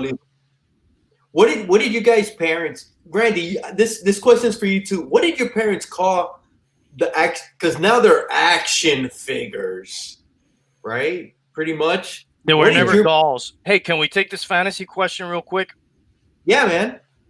Sorry, Michael. We might have a couple of these in between. No, go for it, man. It's kind of something we advertise, so we like to try to give our bad advice. Do you have a feeling on this, Hialeah? I'm going Deontay Johnson. I think Steelers are going to have a big game against Dallas. Who doesn't have a big game against Dallas? Exactly. Deontay's been a little up and down, though, of late. More down than up. This guy for the Patriots has been featured more the last couple weeks, especially with all their injuries. Who doesn't have a big game against the Jets, though, guys? You know? It's a toss-up, basically. But this guy's not asking us for us to tell him that. Come on. I'm going Deontay Johnson. I'm calling. All right, Michael's chipping in. What are you saying, Hialeah? Chip in. Give us. I'm saying Deontay Johnson as well, man. I like it. I'm gonna go the other way, dude. Just because I think the Jets are worse than the Cowboys. But at the end, I mean, I'm a Washington professional football team fan, and I watched that whole game, that really bad game, and my team is terrible, and they beat the crap out of the Cowboys. So, dude, if Washington, I mean, they're pretty bad. They're trying to trade away their first round pick already. Mike, you know what that Washington has is that coach. That coach is gonna right the ship, dude. Riverboat Ron, going for it, fourth down all the time. Yeah, I mean, he's got a lot of balls for sure. You know, I think probably players respond to that, right? Yeah, I like Riverboat. All right, I'll go in with you guys so we can give this guy a good consensus. Johnson, and thank you for saying the Washington football team, because this guy over here, he's throwing out the dead name every once in a while. We can't. Redskins, bro. Redskins. Oh, all right, dude. Deadskins. I'm removing this guy. He's unprofessional. I asked him not to do that last week. You run a classy joint, you know. Yeah, you know. Penalty box. To keep up with. 30 seconds in the penalty box. Just kidding, bro. Hold on, I got it. All right, put you guys back in the correct order. There you go. All right. So what was your childlike shit though? Because I already told you my shit was G.I. Joe in that era, but you're more of a '90s kid, I take it. Yeah, so like mine was like X-Men, like based off the animated series figures. I had a lot of those. I collected toys from a show called Ronin Warriors. That was like is that an anime or? It was like an anime, but they dubbed it for American television. But like I got those. I got the Spider-Man animated figures, like all of the Fox cartoon figures. Like that's what I was collecting. And when Star Wars was re-released in the 90s, I got all like the new 3 3/4 figures, the super buff Luke Skywalker and Darth Vader and the Millennium Falcon. Those are awesome. I love those figures so much. Yeah, I bought a lifetime supply of those, dude. One to keep in the package, one to sell later, one to open, and I think they're worth $1 now. Oh, I had a lot. I had a lot of wrestling figures too. Okay, into the wrestling. So that's is that Attitude Era time? Attitude Era and WCW, all those guys. Monday Night War era, probably. Oh yeah, man, I was so into that stuff. How about Power Rangers? Were they like a big deal for you or not really? So my cousin insists that I was a huge Power Ranger fan, or that I was, but I denounce Power Rangers now. Like I feel like that was just a weird phase in my life, and you know I went through it. I had a Power Rangers experience. I moved on, and it happened. I'm not proud of it, but that's in the past now. So yeah, I did buy. Yeah, we all have those. We all have those, right? So Power Rangers. That's like me with the Barbies. Oh, you collect the Barbies? No, I'm kidding. I'm about to put you on timeout again. Come on, bro. We all played with our sister's Barbies one time, right? At least. My sister didn't collect Barbies. My mom actually had a Barbie collection. Surprisingly. Not me. My ex-wife had one. Yeah. No, so yeah, I had some Power Ranger figures, but then the new Power Ranger figures look pretty awesome. Like I almost want to buy them because the figures just look of like really great quality, but I won't. I can't do it just on principle. Thank you, Mike. Thank you. You're welcome. I'm in agreement with you, bro. I'm so Power Rangered out. Yeah, me too. I'm not into them at all, dude. I mean, we do carry them, but it's just not something that I was personally into. Super corny. At the time, too, in my life, either. You know, maybe if I was, you know. I felt like even as a kid, I was too old for Power Rangers. Surprisingly, like I was like, well, I was like 9 or 10 years old. I'm like, no, I'm way too adult for this. I'll watch Blue's Clues instead or something, which I felt like was like way more highbrow than Power Rangers. Blue's Clues was actually a lot better than people remember. Blue's Clues was actually a good show for kids. It was a good show, just period. Show. I think that one and Eureka's Castle were like my two favorite like Nickelodeon morning cartoons or shows. I should say, yeah. You guys remember Eureka's Castle? I do not. Yeah, same. Yeah, but I've said it before. I was trying to get laid in the '90s, so I wasn't watching. You were watching Blue's Clues and Eureka's Castle. Yeah, that's not a recipe to get laid. Although, if you were trying to hook up with like like a mother or something, she'd probably be very knowledgeable about all the Nickelodeon shows. So, I mean, I didn't say I was successful. I was trying, and that probably is good advice. I probably should have been watching and doing that. There you go. Look, there it is. That's it. Eureka's Castle. So what are these guys, like some type of Muppets? It sounds like you're insulting them. No, but like, are they puppet? Like some kind of Muppets? I don't know. How do you call it? Yeah. It's like the Jim Henson style Muppets. And it's just like this Eureka, that's her. It's her castle with all these weirdo Muppets. And they all do songs. And yeah, it's all like very basic Muppet stuff. But no, I'll take Fraggle Rock. I'm sorry. I'll take Fraggle Rock. No, Fraggle Rock for sure. Fraggle Rock all the way. Yeah. Without ever watching this, you know what it reminds me of? Something that my kids are 5 and 7. They watched Yo Gabba Gabba a lot. Is there anybody ever seen that or know what that is? I've never seen it, but it's like a Canadian show, right? I'm not sure, dude. It's there's a DJ guy, and then there's some type. They're not Muppets or puppets. They're dudes in costumes. They're like dressed in like mascot costumes, and they have a little world they live in. Yeah. Something like that. Let me show you guys real quick. Hey, Randy, you're a big fan of Teletubbies, right? No. You sure? They're like in the Barney world for me. Every time I come to Man of Action Figure, like, hey, I got a good Teletubby collection if you want to check it out. Yeah, I get a lot of people offering it every once in a while. What is the thing I was telling you about? Yo Gabba Gabba. Let me show you these guys real quick. It was a cool show. It was kind of educational. But there's these, weird looking characters. And yeah, that looked, I think, I know it. I've never seen it, but I've seen those. I guess they got costumes or something. Yeah, it was big for a while. They were going on tour and stuff. Yo Gabba Gabba. My nephew is really into this one guy on YouTube called Blippi.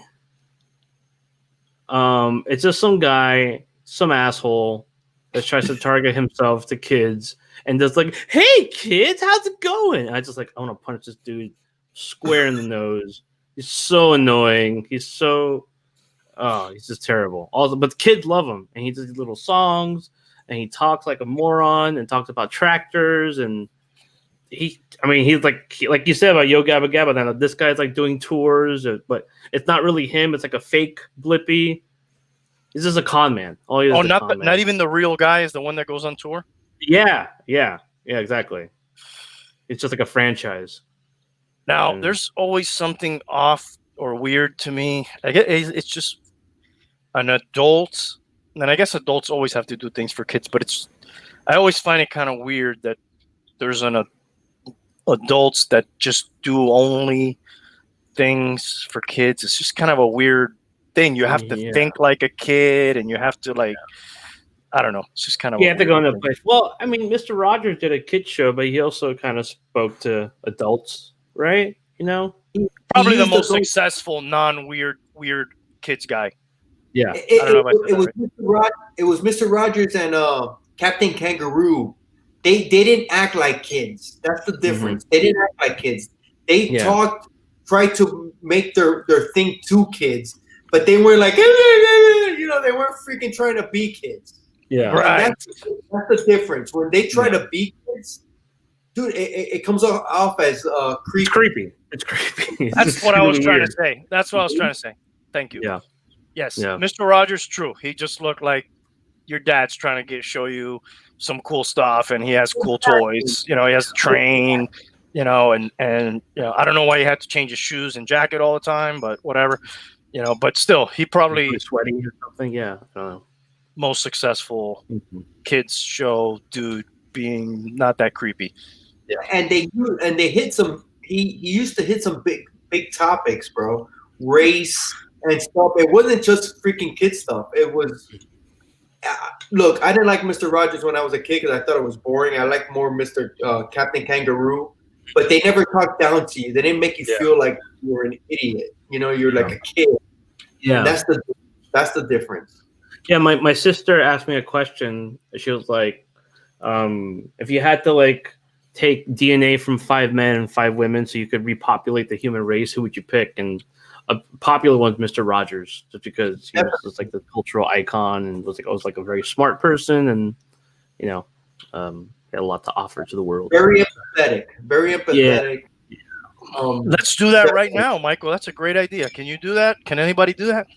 I already did my list a long time ago, but if you guys want to do it, Hey, let's do it. But go over the rules again? What are the rules? So basically, you have to pick 5 men, 5 women. You take their DNA, and their DNA is going to repopulate the world after extinction, basically. So you want to take 5 men and 5 women? Yeah, we could do 2 men and 2 women to make it shorter, because that might take too long. Okay. Dude, I'm taking Michael Jordan for sure. Yeah, that's a good one, man, for sure. But then I need to have a woman that's not so competitive to kind of not fucking really, torture the kids that they have to be as great as him. So then who do you pair him up with? Do you have to pair who his partner would be too? Or ideally they would, get it on and repopulate, so Yeah. Woo! This is So kind it's of tough. 2-2. Well, I think we can do 1-on-1. I think that works. Let's just do 1-1. Yeah, I think No, 1-1 let's works. do 2-2. 2-2 is good. Okay, 2-2. All right, I'll do 2-2. 2 men and 2 women. Yeah. Right? Yeah. Did Mr. Rogers have children? I don't believe so. No. I'm not sure on that, but I don't think he did. I'm gonna fact check that. Okay, please. Yeah, Go for it. we're all about good information. Randy, do you have anybody? I mean, I said Michael Jordan already. All right. Just because I think that guy's drive and his will to get shit done is probably unmatched, whether it's in sports or anywhere. You know what I mean? Just I really the reason I know, you know, if you watch that documentary, he was a dick to a lot of his teammates, but he probably got a lot out of. He's a great leader, is what I'm getting at. And maybe you could apply that to other worlds, whether it's not the sporting arena. I like that quality of his. Maybe be less of a dick. Okay. Yeah. But sometimes you got to be a little bit of a dick if you're leading a bunch of millionaires, you know, to go do something that they're not going to get paid that much more if they do it or don't do it. Yeah. So, like, that's kind of amazing. Yeah. There's always going to be a flaw. Don't Nobody's perfect. Nobody's perfect. Exactly. But I think that quality it's kind of like those ratings in those video games. You know, you got this rating here and that, you know, like your Pokemon or whatever. I think that one rating is so fucking way above that it'll make up for some of the other ones. Yeah. Okay, I got my number. I got my first one. Okay, so it's my. We'll go around. Okay. I'm gonna go, and this might not be a popular one. He's not perfect by any means. There's things I do not like about him. O.J. Simpson.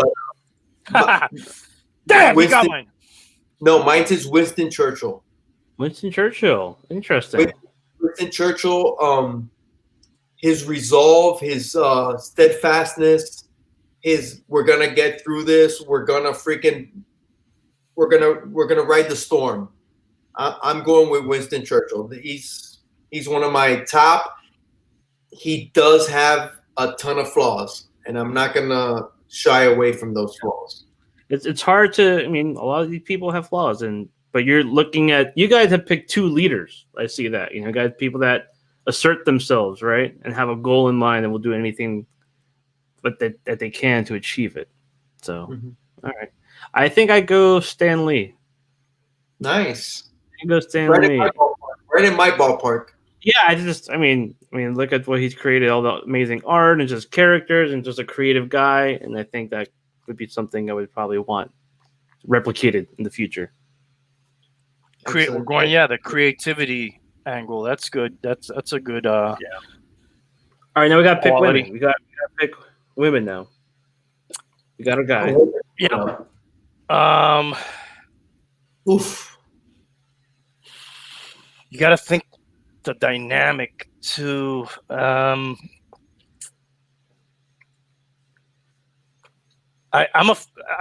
just throwing out people I'm a fan of. If I have to think of who would be compatible with I'd have to do this at another time probably.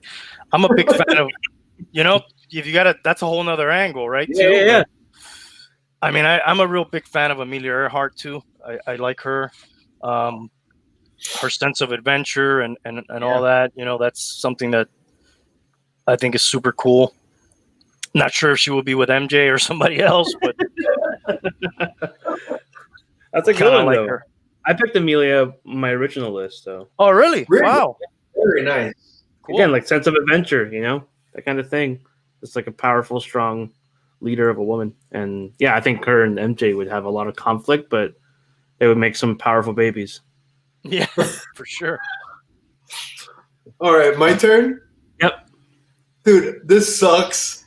I'm saying it right from the start. It sucks, but my mind just goes straight to this, and no sense. But I'm going Raquel Welch. One, because she's hot as fuck. She's always been hot as fuck. But you know what? She hasn't had a lot of controversy. She's gorgeous, and I don't got any other reasons. I don't got I got nothing else. But my mind just went Raquel Welch. Interesting. Was that like one of like your first like crushes or something? Raquel Dude, Welch? 1 million years BC. Yes, 1 million years BC. I remember seeing that movie as a kid. I was probably 7 or 8, and it was dinosaurs, it was all that kind of stuff, and then it was her in a bikini, and it was just, my God, that is woman. That's what I believed, and she's hold up, dude. I'm going Raquel Welch, and I'm okay with that pick. That's a very personal choice. I think I like that. That's a really good one. Woman. I had Amelia Earhart was good, but you picked her, so I can't pick her right now. You can if you want, but give us another one. I mean, I feel like I should go original, right? Yeah. It's always hard. It's just so many that are important. I thought, RBG, Ruth Bader Ginsburg. I thought she was a really important person in history. What? She was. No, I'm just thinking of my pick. You're thinking Ruth Bader, and I'm thinking Raquel Welch. I'm not at my pick. Different reasons here, bro. I mean, if I was gonna go there, I would go with like Nev Campbell. That was like my first No, that wasn't my first Hollywood crush. My first one was Gina Davis. That was my Gina Davis. Davis. Gina Davis, for some reason, was just like, oh, that's a woman. That's a little like in my eyes. She can play baseball. Yeah, the long kiss goodnight. She has a sense of adventure. Did you guys know that she became a world-class Olympic archer later on? Oh, I'm going Gina Davis. That is my pick. All right. That's my pick. Cool. Dude, you know what's crazy? I do another show, right? On my friend Javi's Conquistador. Shameless plug. Plug it. It's a plug. But we do a music show, right? And we do music and stuff. And Gina Davis came up, and she's almost like our fourth member. So when you said Gina Davis, it freaking just blew my mind right now, dude. I cannot believe Gina Davis came out of your mouth. Because Gina Davis is amazing. She's awesome. A great actress. The Fly. Good stuff, bro. I think she also she's involved in some humanitarian work. So hey man, the whole package right there. Beetlejuice, The Accidental Tourist. Dude, she's a badass, bro. Okay, look at that. Look at that. Yeah. Archer. Did you guys know that she competed in the Olympics? I think I remember that, but not to that extent. That's crazy. It's a no-brainer pick, really. Cool. All right, I guess I'm up. Yeah. We're doing a guy? Well, you guys did two women, so I guess I'll do a woman to finish that off, and then we'll do one guy, and then that'll be it. And then they can figure it out amongst themselves. They can do whatever the hell they want. Yeah. Dude, I'll probably take Joan of Arc for my last one. I thought about her, bro. I thought her. Wow. Yeah. That's a good one. They're not gonna kill her easily. That's for sure. Yeah. You're up, dude. That's it? That's all you're going to say about Joan of Arc? That's it? I mean, I could give you her whole history. I think everybody knows who Joan of Arc is. I mean, what more do you have to say, right? Joan of freaking Arc. Yeah, dude. All right. We're doing a guy now? She was burnt at the stake. Yeah, we got one more. She's burned at the stake. Great resume. Yeah, I mean, not many people die that way. That's true. So pretty badass way to go out. Yeah. Yeah. Dude, this is gonna sound cheesy as shit. But I don't care. It's my pick. It can't be cheesier than Raquel Welch, so. No, it's not. You are right. Who else did you jerk off to as a teenager? Go. I'm not, dude. This is a guy. Oh, well, hey, whatever, dude, whatever. Whatever floats. I'm not Not that there's anything wrong with that. I'm not gonna say John Holmes or Ron Jeremy or anything like that. Okay. Even though you want to, dude. Secret pick. I'm gonna say my dad. My dad means my dad. There's I'm so proud of my dad. You know, I'm gonna say my dad, dude. He's my hero. He's my number one hero. I could never repay him everything he did for me coming to this country. And I don't want to get into it because I don't want to cry. But my dad was the man. I never saw him do anything that I would be ashamed of. If that makes sense. Yeah. There's nothing he did that I was like made me ashamed of him. You know. Mhm. So it's my dad, man. My dad's definitely up there. I didn't want to put him. I wanted to go Winston Churchill first, and then do my dad because it was a no-brainer. It's a no-brainer. I'm gonna very personal. Yeah, I'll pick your dad too. So I'm gonna go with your dad too, bro. Fuck it. No. Yeah. Awesome, Mike. It's not. No, man. Go, Mike. Do your choice.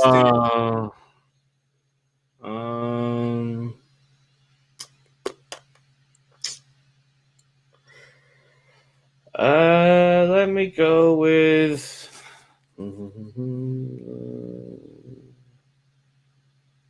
Oh man. I can tell you mine if you want a minute. I think Lincoln. I'll go Lincoln. Excellent. That's a very good one. Honest Abe.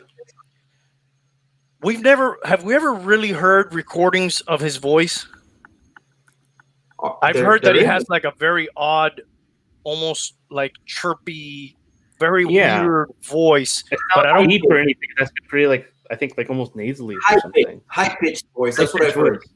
Yeah. But I don't think there's very many. I'm not a fucking historian by any stretch of the imagination, but I remember reading that somewhere that there's not many or any recordings, but it's been described as kind of like chirpy. I don't think there's any, Randy. But I've heard that too, that he had a high pitched voice, but I don't believe there was recordings back in 1864 or 65. Isn't that sad? Wouldn't it be cool to fucking hear like him deliver those speeches? Can you imagine? What if you guys could, like, what historical event would you want to see in person? The pyramids for me, bro. Pyramids. I'd want to be around for that era, which probably was a long time, to see what that's all about. Damn, that's a great question, Mike. How the fuck they did that? How long it took? How many people they used? Where the aliens were from that helped them? All that stuff. The aliens helped them? That's a great question, Mike. Wow, you got yours, but I need a second. For that. But let me give you my last dude. I hadn't given you my dude. Yeah, definitely. My last dude, and I'm gonna take a page from Michael's book here with the presidents. Teddy Roosevelt. I really admire him, especially because I enjoy hunting and outdoors and wildlife and national parks, and he did so much for that I really admire him. Not only for that, but that's like one of the big things. Just kind of having that. I mean, think about it, dude. He did that so long ago, and we still have all these parks and all these lands that they probably would have fucking built a fucking hotel and fucking neighborhoods on those places already by now, right? If he hadn't done that. So, that's something really cool that he did that, we can all go and enjoy. And a Cuban connection. I really like that he went down there to fight too, with the what was the name of his group? Rough Riders. Rough Riders. Yep. Pretty awesome name. Yeah, hell yeah. That's DMX doesn't have the real Rough Riders. No, Teddy Roosevelt. Yeah. So pretty fucking, and I loved fucking A Night at the Museum. Okay. Those are pretty fun movies. I like this guy a lot. Good figure, by the way. How's the posability on that? The posability. It's actually pretty good for Black Series, I would say. They started doing like deeper cuts on the biceps, so they actually have more range for like the elbow, so it can go a little bit past 90, or basically right at 90. Like a bicep swivel, wrist hinges, an ab crunch that actually has some decent movement and can move back. What they really try to do, which is like what not as well like what NECA does, they're trying to really limit the like all like the actual like apparent articulation. So they're trying to maintain more of the sculpt, which I actually like for Black Series.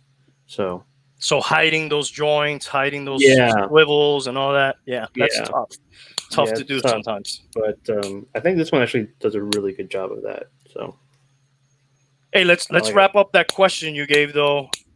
yeah. Real quick.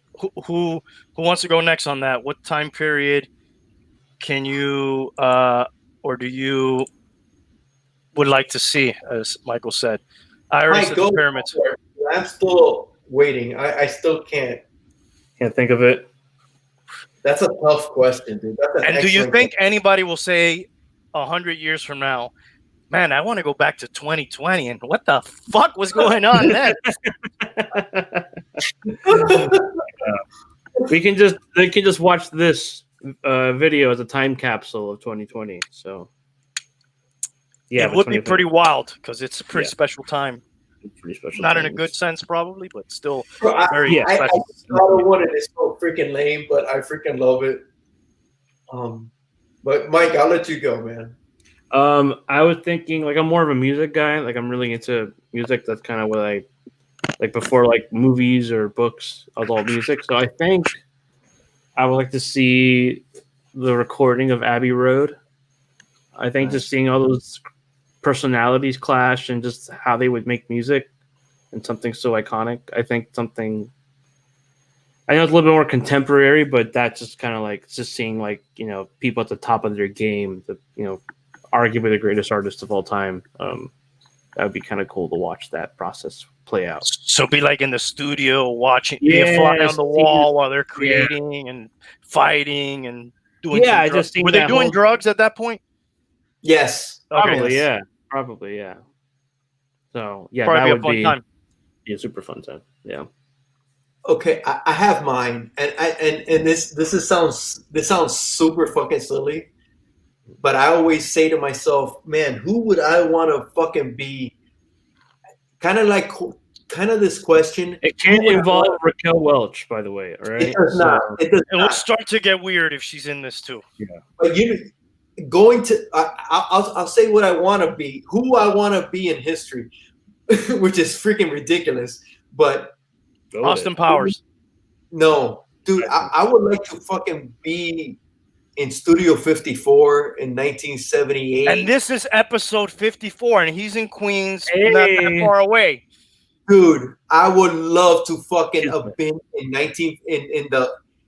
in Studio 54 in the, oh my God, I've always said, can you imagine being John Travolta in that time period when Saturday Night Live came out and you're going to Studio 54? Dude, you were a fucking god. Yeah. And that's where I would like to go. And it sounds stupid, but dude, I would have loved to have been in the fucking VIP section there, dude. I'm sorry. I'm with you with the music. It's just a little different because I used to love the clubs. Mm-hmm. I'm all about that shit, dude. Man, look at everyone there. Yeah, Warhol just having a great old time. Dude, I would have loved to have been there, dude. Oh my God, dude. Yeah, that must have been amazing. That must have been freaking crazy. God damn, dude. I would have loved to have been there, dude. So anyone who's anyone. A lot of drugs in your guys. A lot of drugs, a lot of fucking, choices. a lot of dancing, a lot of great music. I wonder if Raquel Welch was at Studio 54 ever. For sure. Absolutely. That's the whole reason he picked Studio 54, because Raquel Welch was going to be there. That's the tie-in. Studio 54, yeah. I'm sure there's a picture of her there. And I want to be at Woodstock if we're just going to fucking go drugs and partying, okay? I'll take back the pyramids thing. Dude, you're not going to want to go like to fucking Pearl Harbor. I'm just telling you that right now. You're not going to want to go to Hiroshima. Yeah. I want to party. You want to have a good time, Is that Raquel Welch? Yes, it is. There you go. Supposedly that's her at Studio 54. I don't doubt it. The jig is up. Dude, the thing is, she still freaking looks good at her age. I think she's like in her late 70s and shit. Would you still, like, if she was like... That's a MILF. I want to hook up with you. Would you still do it, or...? No, I'm sorry. But she was hot. She was hot. It's either Raquel Welch for me or Edie Chacon. Edie Chacon was the shit for me growing up. Is that supposed to be her today? I don't know, dude. I haven't seen her. I haven't looked her up. Look up 1 million years BC. Look up 1 million years BC, Raquel. What is that? A movie she was in? It's a movie that came out in 1966. It's the movie that really made her. It was like a dinosaur film. You remember Shawshank? Yes, of course. Yeah. That's the poster right there. Oh. From Shawshank? Yeah, dude, that they put on the wall and they cover the hole. That movie came up for me today, by the way, with a couple of my buddies, because I've been kind of at home a lot. I haven't really gone out a lot, and then like I had to go all around town today, really, and I kind of felt like that guy from the movie Brooks that they let out of the prison, and he's like, he doesn't know what the fuck to do, and he just like kind of wants to go back to prison. Brooks was here. Yeah, I had weird stuff happen to me, and I was just like so not used to being out and about that I kept thinking I feel like that guy, dude. Which was it was weird. But great movie. Great movie. Yeah. That's so true. Back to the figures for a second, dude. Yeah. Obviously you're into the Black Series. I'm into that. What else are you kind of into nowadays or always? Marvel Legends is just a constant, and I try to give it up, but it's an addiction. It really is, man. Like, so that is your scale, that 6-inch, 7-inch, scale. NECA Ninja Turtles is my jam. Like that's like my main. That's my main attraction. That's like my main line. I get everything pretty much NECA Turtles. You know, it's much of a headache as it is to get them. I'm all in on that line. You know, I know there's problems with distribution and clarity in terms of scheduling and when things are supposed to be released, and the Target exclusives that everyone hates, and I hate them too. But the figures themselves I think are just superior. They're just what I imagine them to be when I was a kid, you know. And now Super 7 is making ones that are basically exactly what I wanted as a kid, you know. So there's just so much turtle love out there, and I'm all for it. That's kind of one of your favorite licenses, I take it then? Yeah, definitely. Yeah, I think like I always had the question of like if I could only collect one line, it would be Turtles, preferably the NECA one, but I would do all Turtles. Like that's my favorite franchise or property. Yeah. Cool. So Star Wars, Turtles, kind of your bread and butter. All in the that scale, stuff. Marvel Legends. Yeah, 6-inch. I did a lot of 3 3/4 scale back when, you know, the prequels were out, and those figures were like awesome, and I still love those. But I want these like 6-inch figures with like a little more detail. Yeah, a little bit more detail. Like I like the Mayfix stuff, like the import figures too. I don't get all of them, but like I pick and choose the ones I like. The figure art stuff. Figure arts are really nice, expensive, but really nice. They're expensive. Figma, Amazing Yamaguchi. I don't go Mezco. I know that's the local here to the country, but like that's more domestic. But it's just, you know, sometimes they always look like they're wearing pajamas. And it feels like a little doll sometimes. I don't know. It feels like a little doll. Yeah, and I'm sure. And I see like how expensive they are, and they always bring all this like extra crap that no one cares about, like T-shirts and a poster and lapel, and just it just adds more cost to the figure that's already expensive. Yeah, I just don't really care. I don't have any Mezcos, nor do I plan on getting any. Do you guys have any Mezcos or? Yeah, we carry a lot of them, but I don't personally have any of them. Really, it doesn't speak to me. Mm-hmm. I do like I said, the Black Series, the figure arts. Those are kind of more. Randy, how do they sell?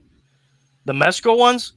Yeah, they definitely have a market for them. There's people that are all in on them. The people that are, hot toys collectors. So you get like a smaller version of a hot toys. It's kind of what they were looking for. So there's definitely, like a market for them, but just not personally something I'm into. Guys, can we get to a couple of these fantasy questions that we have here real quick? I'm sorry. Yeah, no problem. So, Toby Loba Oyentuji, I'm sure I said that wrong. I just traded Moss for Chase Edmonds. I have Drake, and he has Singletary. I need production because I am 2-6. Yep, you need a rally, bro. And I am making a push because 3 of next 5 games, he plays the worst teams. And I have Drake. What do you think? I guess he's asking if you would play Edmonds over Drake. Now, Drake's out, dude. Drake's going to be out, right? Mm-hmm. Dude, I have Edmonds. I drafted Edmonds as a backup because I wasn't sold on Drake, and I just knew I had a gut feeling that he was going to get injured during the season.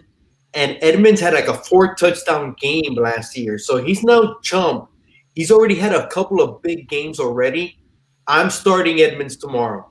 He's in my starting lineup. It's a no freaking brainer. He does still catch the ball. He still gets work even when Drake was playing. So, dude, that's a great trade as far as, in my opinion. I'm all in on Edmonds, man. Good for you. I'm with you. I have Edmonds. I picked him up a few weeks back. Drake is not going to play against the Dolphins. Edmonds is in my starting lineup. I think he should be in yours. Yes, definitely. I agree with that. All right, consensus right there. Take it to the bank. You can blame Michael if we're wrong. I take it all on. One more here. PPR, Philip Lindsay or DJ Dallas, Tony Pollard. I do have Lindsay on my team. I don't think I'm going to start him because I'm starting Edmonds. That backfield is a little convoluted. I do think there's some injury concerns. Yeah. I'm seeing Lindsay listed as questionable against the Falcons. He jammed some of his toes and stuff. And you still got what's the other guy, Melvin Gordon? Mm-hmm. Yeah, and the other guy too is there, but is he injured? Freeman? Is it Freeman? Dude, Freeman's a non-factor, bro, in my opinion. Yeah. That guy was so much potential last year, and he just was a bust, and he hasn't done anything since then. DJ Dallas, I know we touched on him earlier today. I think Michael mentioned he picked him up on the waiver. What DJ Dallas is going at Buffalo. He had a big game last week. He's going to probably see a lot of carries. And then Pollard. There's some talk about Ezekiel being hurt. I'm going DJ Dallas, bro, all day because I don't think Carson's coming back. I would go DJ Dallas out of these 3. I think I'm going to agree with you, dude. Agreed. Whenever we can do that, just lie, even if we can't. Whenever we can. No. No, I'm just kidding. Say your opinion. But I think Dallas is a good one. You just have to sound convincing, you know? Yeah. Mm-hmm. Thoughts on today's generation? That's going to take too long. We've been in here too long. Great generation. Sup, Frankie. Sup. All right. Yeah, great generation. So that's a little caught up on the fantasy thing. Yeah. All right, dude. So we're talking about figures. I got to ask you this question, dude. Mm-hmm. I will be remiss if I have you on the show and I don't ask you the question. Ask away. Do you have little figures of your brother, and do you do like weird shit to them and then send him shit? Oh yeah, I have. Oh yeah. I don't know, and then send pictures. Yeah. For anybody who doesn't know, tell us who your brother is. My brother is. Dude, sorry, bro. Sorry, Randy. Excellent fucking question, bro. I'm sorry. Great question. I think it's an excellent goddamn question. Because I know I would, right? That's what all I would too, bro. I would too. My brother is John Leguizamo. No. John Leguizamo, from neighboring Bronx. Yeah, exactly. That's why I moved here. Benny Blanco. It's Benny Blanco from the Bronx. Benny Blanco from the Bronx. He fucked up Pacino, You right? remember me, Carlito? Do you remember me, Carlito? Benny Blanco. Exactly. No, my brother name is Oscar Isaac. So he is an actor in many films, most notably Star Wars that you guys might have seen. Oh, A little bit. Yep. Poe. And yeah, I mean, obviously, I have a Poe action figure, and then I do all sorts of dumb stuff with it. And then I took off the head of Poe, and then I put it on a Moon Knight. That's exactly what I'm talking about. It's concept art, that's such a brotherly. Congratulations to him. Mm-hmm. That is so cool. How weird is it, dude, to be watching a Star Wars movie, which we all love, and then like, holy shit, that's my brother, dude. I mean, it's pretty cool, man. Like, has that worn off already, though? Or I mean, it's just something you normalize, I guess. At a certain point, like like I got to go to the set and I got to experience all those kind of things, and to like see it firsthand is so cool. And like, not like, I mean, I was always proud of him and whatever work he did, because he's just a super talented dude. And besides that, he's my brother and I love him a lot. He's just an awesome guy. But yeah, just to kind of see him take part of these properties like this and Dune and potentially Moon Knight, and it's just like yeah, it's just really cool. And the Star Wars stuff was just an insane experience. I actually got to be an extra on the last one, The Rise of Skywalker. Wow. And it was just like cool, just to kind of like do like a scene with him, basically, like on a Star Wars movie. You made yourself on Star Wars. Are you serious? Yeah. So, no, it was just really cool to experience, and just like so happy for him, and to get that kind of success and to be in a property that I've loved as a kid and he loved and my family loves, and yeah, it's cool. But yeah, I think at a certain point you just kind of you still geek out about stuff, obviously, and then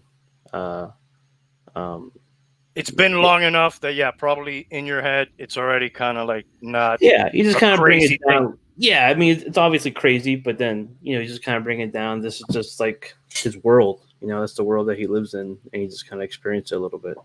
Sorry, real fast. Yeah, dude, we all said Edmonds, Toby Loba, Edmonds all the way, all day. Now the only thing that I'm disappointed that they haven't made a Hot Toys Poe Dameron. I don't know why. Why have they not done that? Really? No idea.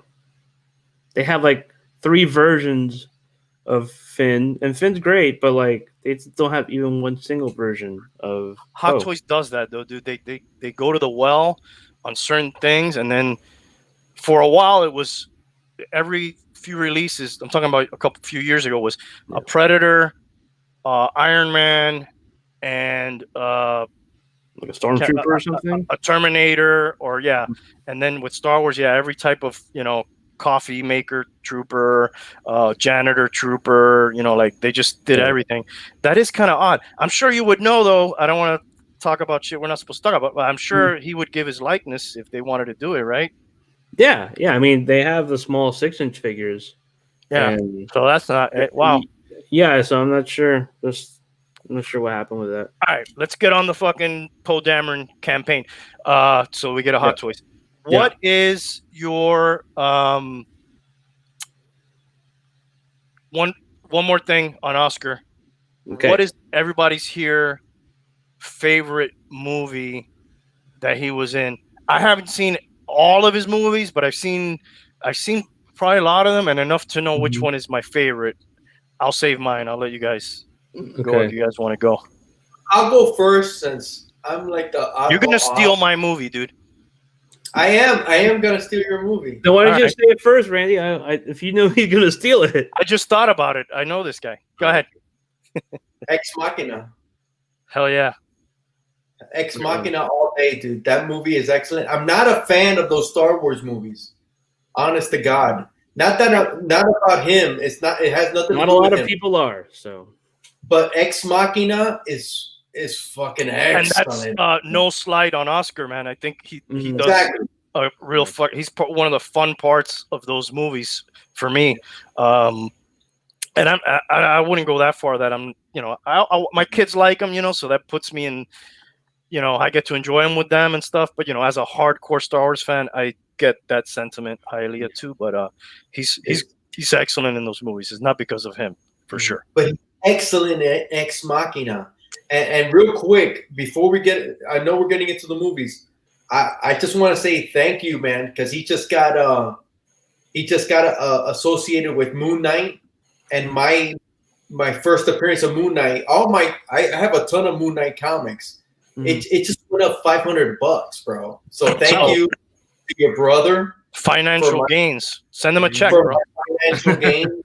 Not selling it because it's in my PC, but dude, his announcement, it just raised that book to $500, bro. Wow, it's that's crazy. I mean, $500 over what I paid. It's just crazy. Yeah, I mean, it just adds value. Yeah, we'll see what happens if it happens. So I think he would be awesome, dude. Moon Knight's an amazing character, but for me, his best role has been the creator of Ex Machina. Yeah. That movie was excellent. Yeah, excellent. I mean, the guy that wrote and directed that, Alex Garland. I met him a few times, just like offhand. Him and Oscar just really clicked. They just have a really, really interesting chemistry together, and they just really relate. So it'd be cool to see if they could do something again in the future. Mike, not for nothing, bro, but we've been on for a couple of hours now, and I still can't believe Terrence Malick, really, bro. Yeah, Terrence. Wow. Yeah, Terrence Malick. Yeah, that's weird. So weird. That's still, I can't get that out of my head, bro. Well, it's like there's no videos or pictures of him, and then all of a sudden I'm sitting next to him in the car, in an Uber, and it's just. I'm such a huge fan of him, dude. His movies are wow. Yeah, it's like one of the things where it was on my birthday too, and I was on my way to the city, so it's just such a weird thing. Why are my glasses always crooked? Jesus. They're crooked. I feel the same way. What is your favorite movie? You didn't tell us. X-Men Apocalypse, obviously. Okay, cool. No, man. I mean, Operation Finale is a pretty good one, streaming on Hulu, and I co-star in that one with Oscar, so maybe you guys want to check that out. Okay, homework. Yeah, we'll plug it. Plug whatever you want, dude. Now's the time. Go ahead, bro. Anything else? There's that. There's Figure Report, like I mentioned, so you can do. Mike, we're just fucking hanging, dude. We're just three guys, man. We're just hanging, dude. Exactly. By the way, dude, we've been on with you at almost 2 hours, so if you got to go, I want to be respectful to your time too. Just you can do one of these, and then we'll skedaddle, bro. No shame in the game. Yeah. No, we're good. Tell me your pick. Do that 3 more times, and then I'll let you go. I would say for real, Llewyn Davis. Inside Llewyn Davis is my favorite one. I heard so many good things about that one, and that is a musical, not a musical, but music related, right? Or am I? Yeah. Okay. Yeah, I heard a lot of, especially about like his performance specifically. Also, did you like Ex Machina? I hate to go back to my pick real quick, but I love that one. Yeah, that's a great one. For real, or are you just great movie? Ex Machina. Yeah. No, I thought you said X-Men Apocalypse. Which, no, I was no. I'm a huge X-Men fan, by the way, and he was good at it. I love when he stuck that guy in the freaking wall. That was so cool. Yeah. But for me, it's Ex Machina. It's Ex Machina. Yeah, I love that movie, dude. What do you guys think?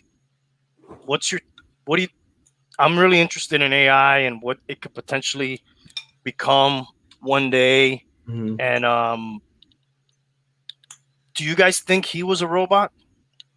The guy that goes to interview the robot?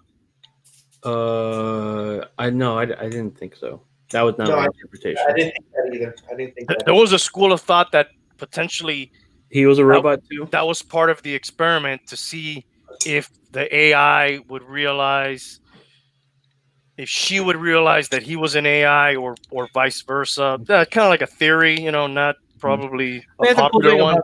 That's a cool thing about that movie is that there's a lot of different ways you can interpret it. So I think that's the sign of a really good story. Kind of we're talking about like Mandalorian, just like you have this like really special story that you're telling, and there's so many ways you can interpret it. And I think that's a good sign of that you created something pretty profound. Okay. At the end of the day, how hot was my that? girlfriend's making fun of me while I say words like profound. So Okay, you might not be able to answer this question then, Mike. But how hot was that chick in Ex Machina, bro? Yeah, man, she's incredible. Especially when she put on the gloves and the wig and all that. Dude, yeah. Even without that. She ended up getting married to Michael Fassbender. I believe that's Michael Fassbender's wife. Dude, she's a sweet girl. Very sweet girl. Yeah. No, yeah. She looked great. She was great in that movie. Here she is. So cool, bro. That movie is so badass. Yeah, super interesting. The whole story. How far do you think we're away from something like this? I wouldn't say too far. In years? I mean, probably in our lifetime, right? I don't remember the shot of her butt anywhere. But I'll leave that up for a second. Good shot. I mean, I could see in our lifetime that happening, something that advanced. I think so. Not in my lifetime. I think that's 100 years away. 100 years. Hialeah's ultimate pessimist. I'm a pessimist. Skeptic. I mean, I'm a cynic at heart. I'm a cynic at heart. Right. Real quick, fantasy question here, guys. Do I play Michael Thomas if Drew Brees is out? I would like to know who your other receivers are before I answer that. I'm real sketchy on Michael Thomas. Is Drew Brees out? Let's see what the latest I can tell you. I don't know the reason why. Because I'm personally invested in this question. Do you guys think this is Drew Brees' last year? I think he does one more. I would think so. Yeah. ESPN's Diana Rossini said Drew Brees right shoulder and Michael Thomas ankle hamstring will play Sunday against Tampa. There you go. Head coach Sean Payton was non-committal about Brees and Thomas week 9 availability, but it would be a stunner if they were inactive. Maybe Sean Payton's just trying to do a little gamesmanship there, saying maybe they won't play. Who are your other receivers, dude? Let's see who else you got, because that's going to impact our answer to your question. Yeah, I have Michael Thomas, and then I also have Calvin Ridley, and so he's hurt. He's hurt. Yeah, so I don't know if he's going to play. I know he's questionable right now. You're in the same boat as my brother-in-law John, dude. He has those two guys, and he's been dealing with the injuries and all that stuff. Yeah. So that's tough. All right, I'm gonna talk about some weird shit now, dude. That I can't get weird, man. Do you think? What do you think about aliens? Totally off the fucking wall. No, like just on a personal level. Like, do I like them? Have they visited us? Are they out there? Right. Kind of that. That's kind of what I'm going on. Do you like them? Do I like them? Do you like E.T.? Is that a fun? I like E.T. I mean, I don't know if they'd be like E.T., but I mean, I do believe there is definitely something out there. Yeah. It feels too microscopic to feel like we're the only, living creatures in the universe. I feel like there has to be some other form of life out there, right? I mean, I'm with you. That's just how I feel. I mean, you want to see the pyramid built because you think the aliens helped create those, right? Yeah, I kind of said that tongue in cheek. I don't know if they did or didn't. I feel like there's actually some seriousness behind that. It's a possibility. Those things are amazing. I guess they could have done it with a lot of slave labor, a lot of levers, a lot of pulleys, and a shitload of years. Yeah, maybe they could have done that, or maybe they had some guidance. Who knows, dude? That'd be a whole nother episode to study hieroglyphs and. We'll do an episode on that. Yeah. Yeah, Brad, I love to do that with you, buddy. Let's do it. So, what about you? Yeah. Sorry, go ahead.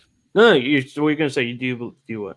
I was going to ask you, we've established, and I'm with you there. And Hialeah, you're with us there so far, right? You think there is other shit out there, right? I believe you would be naive to think that there wasn't other life in the universe.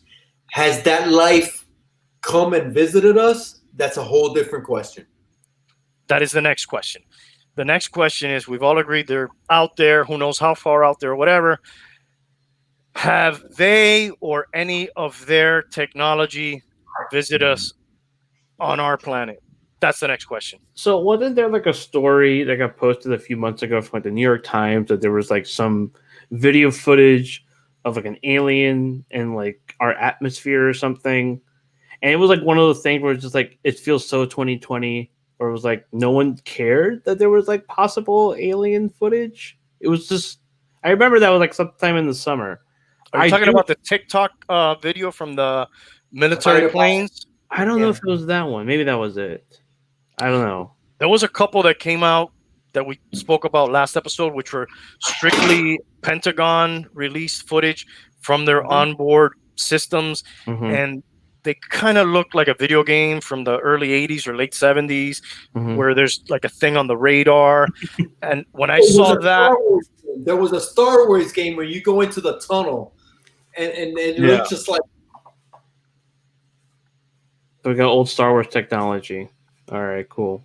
But I saw Commander Fravor do a couple of different podcasts where he's the guy that was in the fighter jet that chased these things down and made visual contact besides that. So when you listen to him tell the story with that footage in the background and explaining, you know, this is our onboard computer and this is what it does, and we switch to now black and white and we switch to thermal. So when I get those two together, I start paying more attention. I start thinking that is the greatest evidence that we have of alien life coming here. Whether So you think it's, you believe that they've landed, they've made contact. you know, I think it's very possible that either some shit that they had crashed here, maybe it's Roswell, or those videos, the gimbal video, the famous tic tac they call it, is possible. So also another thing I thought of, Hialeah, because we kind of got into it last week and we argued, you're on the no boat, right? Like you don't think any of that shit's happened. They haven't come here. Nothing. Okay. Here's the thing that I forgot to tell you last week, or kind of counter you real quick. And I'm not right. You know, who knows who's right? We're all speculating, you know, obviously. You know, we have probes out there like past the Kuiper belt, I think it's called, or whatever shit that we send out that's still sending back data, you know, and it's really far out. It's possible that shit one day, who knows how many days, it's going to crash somewhere.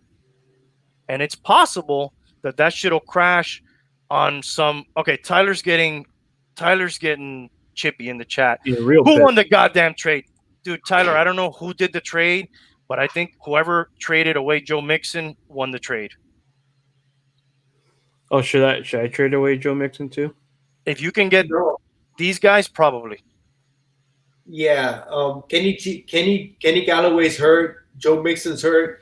Jonathan Taylor's the only one that's still playing, but he really hasn't been producing.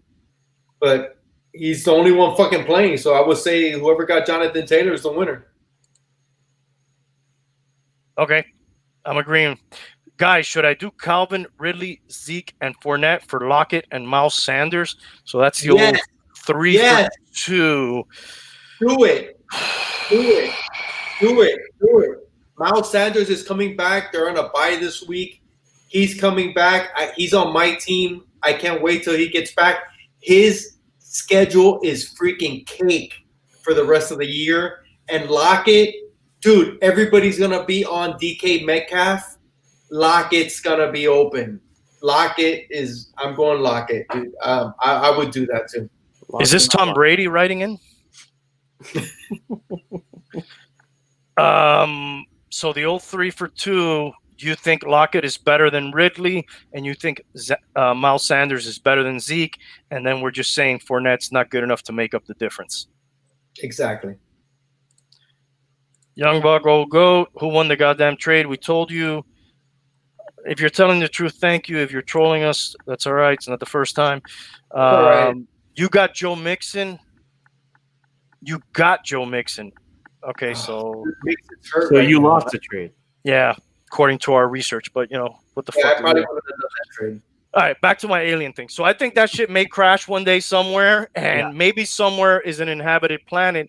And what are we gonna be? We're gonna be alien life that has made contact somehow with us. We have recovered an alien craft or whatever. So maybe what we have here is that. Maybe it's some probe that somebody sent. Is that tickle your fancy or no, Hialeah? No, it does not. I tried. this is the way I see it, man. People underestimate space,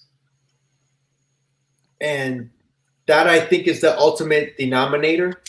Space, conquering that, and just them coming here or us going there, and by chance landing on a planet that has life that will understand what happens if we land there. Mm-hmm. The odds are freaking astronomical. So I'm just going with the odds. I'm not saying it's not, but I think the odds are so minimal that no, I don't believe it, man. I just don't. I'm not a conspiracy theorist. I'm not saying there isn't conspiracy, but everything isn't a conspiracy, and I can't go that way. Yeah. I have a friend I could probably ask who's an astrophysicist if he believes aliens have at some point made contact, or how you were talking about the drones that go out there, the probes, I should say. Maybe he might have some insight on any of that. But I think I go with Hialeah that I don't think they've probably been here. Maybe, I don't know, man. I want them to be here. I haven't. Mike, dude, totally. I would love for them to be here. I that is so freaking out there. Yeah, but we're trying not to, bro. Yeah. Move on. It would be funner to think it's true, but I have to counter Hialeah because I love to argue with this guy. You're basing it not happening on the fact that it's unlikely, right? Because it would just be far out there and crazy, right? Mm-hmm. But dude, I'm playing the odds. Okay, you're playing the odds. Yes, but what we're doing right now, the fact that we're even alive, the fact that there's even people and all the shit all that shit's unlikely. Mm-hmm. All that shit's unlikely too, man, So, but I guess you have to factor in on probability. How much of a chance do you give it? I guess that's a better question. 1%, 5%. A chance of what? What percentage? 1%. Okay. Being there, them coming here. What are you asking? Either one of those of something of just us. Any contact, right? Just yes, some sort of contact. Any contact. Yeah, good way to put it. Any contact, whether intentional or unintentional. I'm gonna put it at 5%. That's for you. It's a pretty big chance. Because he's very pessimistic, right? Yeah, he's not an optimist. So. Skeptical, very skeptical. Very skeptical. Okay. But the thing is, I am a very optimist. I'm not the what is it? The glass is half full, right? Or yeah. Glass is half empty type of guy. I'm not that person. I am an optimist. I'm more a realist, and that's what I believe. Because a lot of things are like, oh my God, the Aztecs, how would they know this and do all this stuff, and the Egyptians. Mm-hmm. If that was true, wouldn't you think 500, 1,000 years later, we would just freaking be hanging out with aliens? If that was true? If they visited long ago? Exactly. If they visited long ago, wouldn't you think we'd just freaking be holding hands, kumbaya with aliens by now? Randy, thoughts? I would think that it depends. If they left, it depends how far away they came. It depends how easy it is to get back here. Time is all relative. We've all probably seen that movie with Matthew McConaughey, where he goes to some planets and time passes super fast in some. How to Lose a Guy in 10 Days? Mhm. No, Interstellar is the one. Oh, okay. Are you trolling me, dude? Because I have enough trolling going on in the chat over here I got already. confused. All right. So, he goes to some planets and shit, time passes super fast, and back here, so it could be a time thing, dude, would be my argument to you. I see. Okay.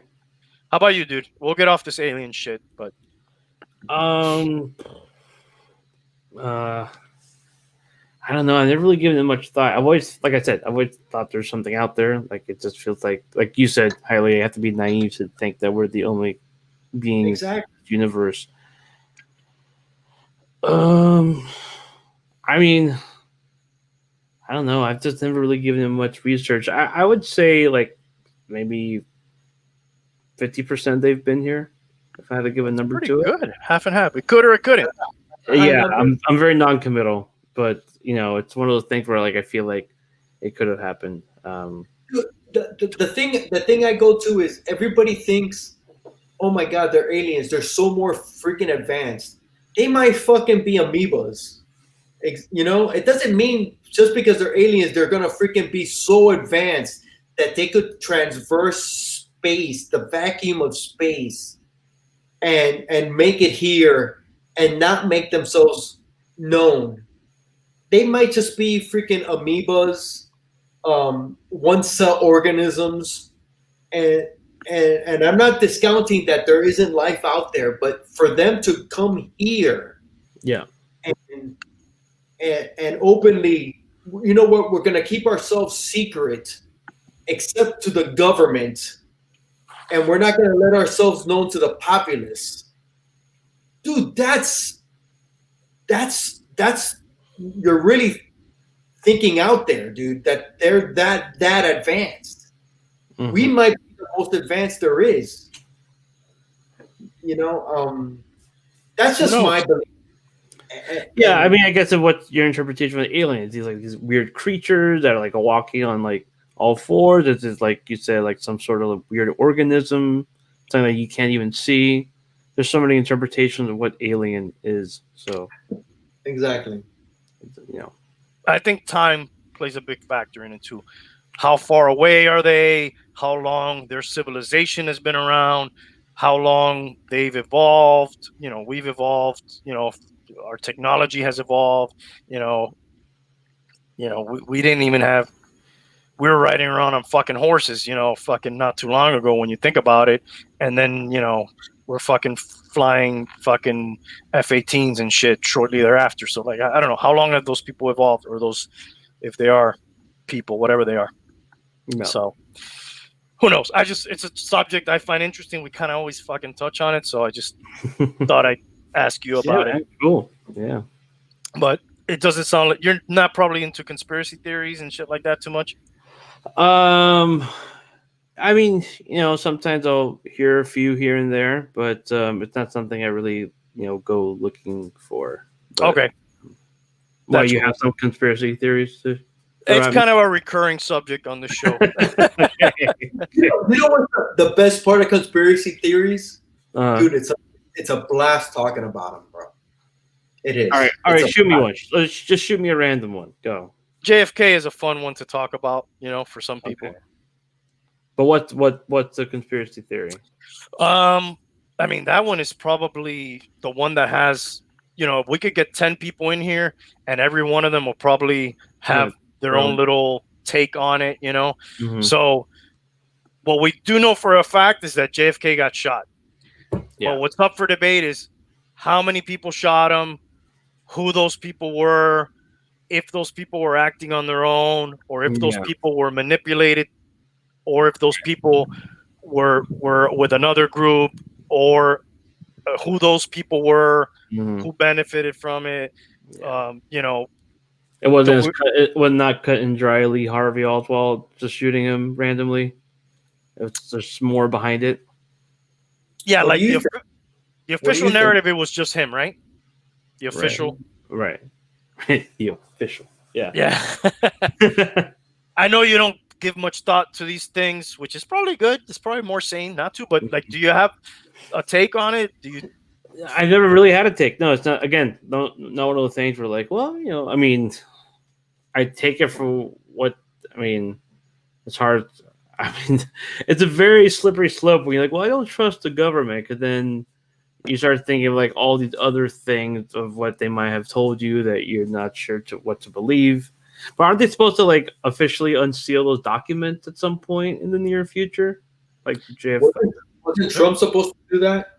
There was some that came out during Trump's presidency, but I don't think there was anything earth-shattering that came out. No. Do you think there ever will be anything official or A definitive answer? a definitive answer to what actually happened?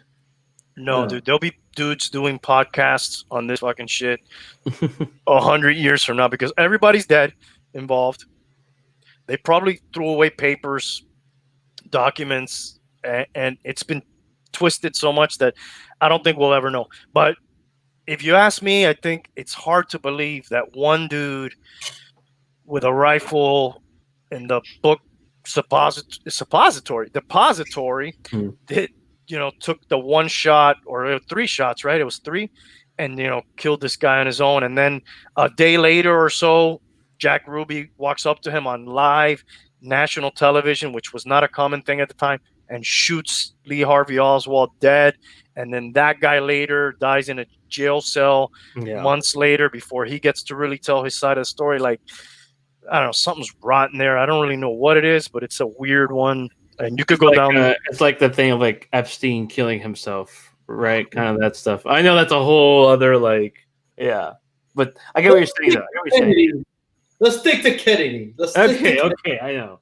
Now I'm starting to think of conspiracy theories, man. See, that's a big one too. That's ongoing. Yeah. So with Kennedy, again, not something I've really given much thought or delved into, but I can totally see how the things don't. It all just feels way too perfect the way everything went down, right? Like you said, just like all those events happening, where it's like, oh, okay, well, there you go. This person died, this person died, and that person died, and that's the story. Cut and dry. And we're done, right? Yeah. I don't know. Are we high? I don't think so. I mean, I've been drinking beer. That is for fucking sure. Yeah. Dude, no, we're not high. Definitely not high, but I have been drinking. My thought on Kennedy, I'm kind of like with you guys. I am not the big conspiracy guy. I in my opinion, the mind plays tricks on you, bro. Ghetto Boys, mind playing tricks on you. That's me all day. But it just doesn't add up. Jack Ruby killing him. I'm not him coming straight up and saying I'm not a patsy. Who says that? I am a patsy, is what he said. Who says that, right? I am a patsy. I'm just a patsy. It just doesn't make sense. I was part of I'm doing a conspiracy YouTube on my buddy's channel, and they brought some things to light to me. Let me ask you guys, like the whole Mandela effect. And I believe the Mandela effect is just the way the human brain, not my brain, the human brain works. It was like, we talked about the Kennedy assassination, and I went back and looked at it, and it was like, I always thought there was 4 people in the car, and there was actually like 6. There was a plate glass in the car. I never even saw that until I went back and watched it. There was another idea that came up that Jackie shot him in the throat. That one's crazy. But you look at the video, you look back at the video, and it's like, oh my God, it looks like she fucking put a gun under it. It's just your mind playing tricks on you. Yeah, that's your mind, but it's like you believing any sort of narrative, and so just like your thought process, just like your mind starts twisting it into reality, and you can believe anything. You can just make it make sense, and that's part of the danger of going so deep into it. Exactly, bro. Your whole freaking mind gets twisted. Yeah. I believe there was more than one shooter. I believe it was a conspiracy. I believe. And I'm not the conspiracy guy, but in that one, there was some proof that came out in the 70s, like a ballistics test that analyzed sound that came through on some recording, and it was confirmed in that report that there was like another shot from somewhere else. That came out in some report. I don't have the name, so I can't fucking quote it. But if you look into it, there was some report in the 70s, a commission, a study, I don't remember what you call it, that did confirm that part of what you're saying. Do you believe in ghosts? Ghosts? Yeah. No. You don't believe in ghosts? That's a tough one, dude. I've never seen one, so that makes it a lot easier to say no. Do you know someone who's seen one, or yes, claims to have seen one? Yes. Everyone does, right? I feel like everyone always says. Everybody. What was? Do you know what their experience was? Or you're like, oh, okay, or no, like you kind of believed it. We did an episode last year with Freddie, a guy who used to be on this podcast, and he detailed his multiple experiences with ghosts and aliens. I go back to your mind's playing tricks on you, bro. Yeah. My mind's playing tricks on me. Mm-hmm. So I kind of feel that. Your imagination is a motherfucker. Totally. Where are you, Michael, with those ghosts? I used to think that was like something that was plausible, but have you ever seen one? I've never seen one personally. No. No. I mean, like, I think I've had, like, the closest to that is like sleep paralysis, which is like, I guess sometimes you see things, but that's all like, again, your mind playing tricks on you, No, I've never had a frightening, ghoulish experience before. But maybe, I mean, I don't think I'm just always like, maybe there's something out there. I've never experienced it, but I like, again, like, I know people that have had their moments or their experiences, even in my own family. Like, my uncle had seen stuff when he was younger. So, I just haven't had those experiences. So, for me, it's not even part of like my reality. So, I always feel like, Mike, I want you to go spend the night at this house, right? And that's it. I don't tell you anything else. Yeah. You don't fucking experience jack shit in that fucking house. Well, first you tell me go spend a night at this house, I already find that highly suspect. But okay. Let's just say, hey, just stay a night at this place, and then you're gonna go drive up to New York, or you're gonna drive down to Miami. Okay. But if I tell you, go stay at this house, hey man, a lot of shit happened at this house, but don't worry about it. That already fucking puts the seed. Yeah, you're planting it already, right? You're already fucking and you're gonna be hearing shit that whole freaking night. Oh yeah. Yeah. Just because I planted that seed in your. If I don't plant that seed, you're like, okay, dude, no problem. I'll stay here, and then I'll see you tomorrow morning, and we're gonna fucking hang out, and we're gonna fucking party. But if I plant that seed, you're done. You're gonna fucking hear it go. You're gonna see ghosts. Oh no, that spawns that paranoia where you're like, oh my god, what was that? I hear it, and you feel like this. Like, I guess I do believe in like negative energy, if that makes sense. Negative like, aura on people. Negative aura. Yeah, just like something kind of like a residual negative effect that maybe a home. I believe in that. A home has, or like a person, something that they carry that you can like, you just feel like no sé qué, like you just feel something is like off there. I felt that before. Like I'm getting like goosebumps just like thinking about it right now. But like that kind of thing, I've had that too. Mm-hmm. Yeah, it's just like something you feel is off, and I think you can start like harvesting that negative energy, like you say, like if you go spend a night here and like oh, a murder happened here, have fun. Some people like find that fun maybe or interesting there, but like for me personally, like I don't like that would just make me feel weird and I guess scared, and maybe that would just play into like my psyche of, oh my god, this is a real thing. There's like actual like evil spirits. But what if I told you that and nothing like that ever happened there? And then all of a sudden you feel it, but nothing ever happened in that house. It's just bullshit.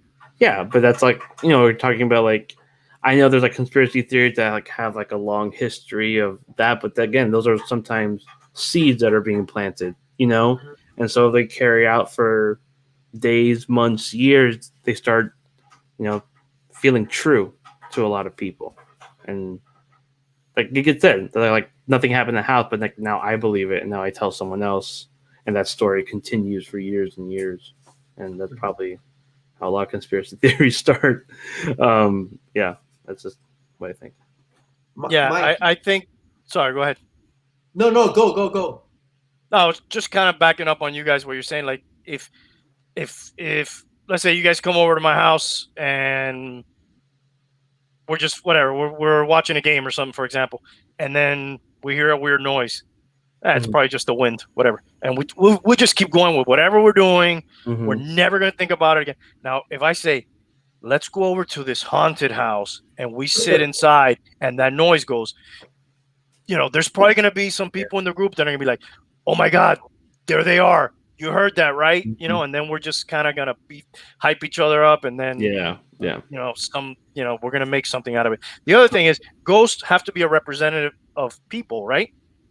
So all ghosts are not going to be the same. All ghosts are going to be a representation of people, probably, right? There's going to be different type of ghosts because there's different type of people.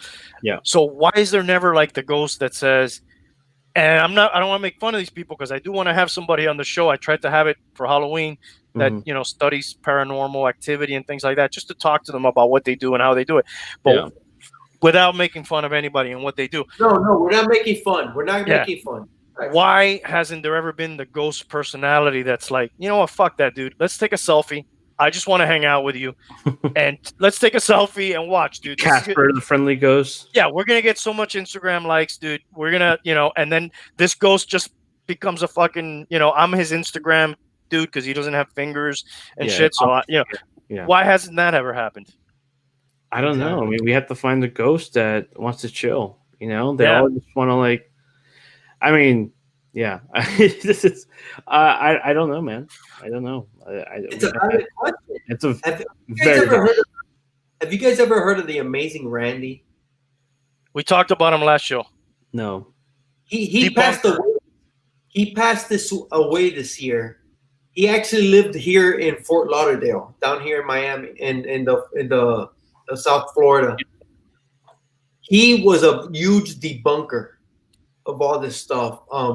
I remember in the I believe it was the 80s. It was the guy that would bend the spoon with his telepathy, and he would just debunk all those guys. And he just passed. And I gotta do. You know what, man? I can't. I hate being the skeptic. I really do, because my imagination is crazy. At least it was when I was a kid. And I want to believe in all these things. But there he is, the Amazing Randy. He just passed this year, man. And he was a great debunker. And you need proof. At the end of the day, you need proof. So he just went on debunking everything. He never believed any of that stuff. Everything, bro. Look him up. He's got a ton of videos out. And that's him. He passed away. He lived right here in Fort Lauderdale. He won't have any more new videos coming out, but you can. No. He was. I believe it was either he was in his late 80s, early 90s when he passed. But he was mad in the 70s and the 80s. Yeah, no, I've never heard of Amazing Randy. Yeah, check it out. Rest in peace. But there always has to be that too, right? There has to be the debunkers, which makes it fun. The balance, the balance of the things, right? Someone to combat you on those ideas. it's boring if everybody agrees on everything. Rest in peace to Sean Connery, by the way. Now that we're just talking about people who passed. Oh, we did talk about that, right, last week? Did we? Did we? I don't think we did. I think it happened during the week, maybe. Anyways, rest in peace, Sean Connery. Amazing actor. Fun movies. We talked about the Mandela effect. Let's just, before we go, because we've been on nearly 3 hours, here's some examples. Let's see what you guys, let me see if I share my screen. Let's see what you guys think about these. Without reading the text, which one do you think it is? Do you think it's the Fruit Loops on the left or the Fruit Loops on the right? Well, I don't understand what's the game? Take it off. Randy, take it off and explain the Mandela effect. Okay, the Mandela effect is basically when a bunch of people. I know what it is. I'll be right back. Okay, it's basically when a bunch of people misremember something, so everybody collectively remembers an event or thing or logo or line from a movie one way, when in fact it was a completely other way. See. Yeah, and then some people who really are heavy into this start talking about things with parallel universes and other things, that timelines got changed. So I was going to show some examples of things that a lot of people remember one way, but when in fact they're another way. Okay. But I kind of wanted to do the test with us to see, before I give the answer, like, how do you remember? How do you remember it? Or if maybe you don't remember it. So this was one of them. Do you see the two? Am I sharing the screen? Not yet. No. Okay, let me. So these are two Fruit Loop logos on the top of the screen. Do you remember the Fruit Loop cereal being on the box as it is on the left there with a UIT, or do you remember it being as it is on the right there with a OOT on the fruit? I think it's the one on the left. The like you spell out the fruit. FRUIT. FRUIT. Yeah. Okay. According to Kellogg, it's spelled FROOT. Oh. Which I kind of remember it with the OOT, but then again, I fucking read this before, I guess. So who the fuck knows? My test is tainted on that one. You can't fucking. Okay. For me, it would have been the OOT.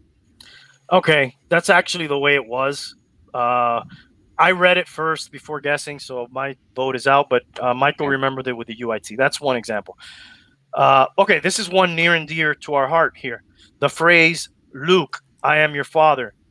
No. Is that the way it was? Or nope. No, okay, how was it, Michael? Then you go, "No, I am your father." What do you think, Hialeah? I'm gonna say, "Luke, I am your father." I would say that too, and a lot of people would say that, and I think a lot of people say that, but according to this, and I'm sure he's right, he said it with conviction. Michael's absolutely right. It is, "No, I am your father." Yeah. So there's one. I asked that question to some of your buddies. Maybe. Yeah, I mean, it's such an iconic line, of course, and it's so, like you said, that Mandela effect where everyone thinks it this way. It's like, wait, no. And of course, if you want to have effect when you tell that to somebody as a joke, or maybe that they don't know what you're talking about, you want to throw in Luke, so there's no doubt of what you're talking about, right? Mm-hmm. So that's another one. Kit Kat. I guess the question here is there that little hyphen? I guess that's called. Oh, the hyphen. Is that a hyphen or what is that? Not a hyphen. Yeah, it's a hyphen. Yeah. I'm gonna say no. What? Yes, for the hyphen. Yes, hyphen. Yeah. I'm gonna say no hyphen. I'm gonna say yes hyphen. No. No hyphen. No It's hyphen. the official verdict. Hey, real quick, Brandy, this is freaking badass. You had this shit freaking ready for us, man. I like that. I didn't. It just came up, and I was like, "Fuck it, let's do this." Okay, props, man. I'm giving you props. On the fly. On the fly producing, bro. That's great. As a child, what happened? Mike, Tell your girlfriend. Tell your girlfriend thank you, because I know we're keeping you up late, and she probably wants you to go to bed. We're almost done, man.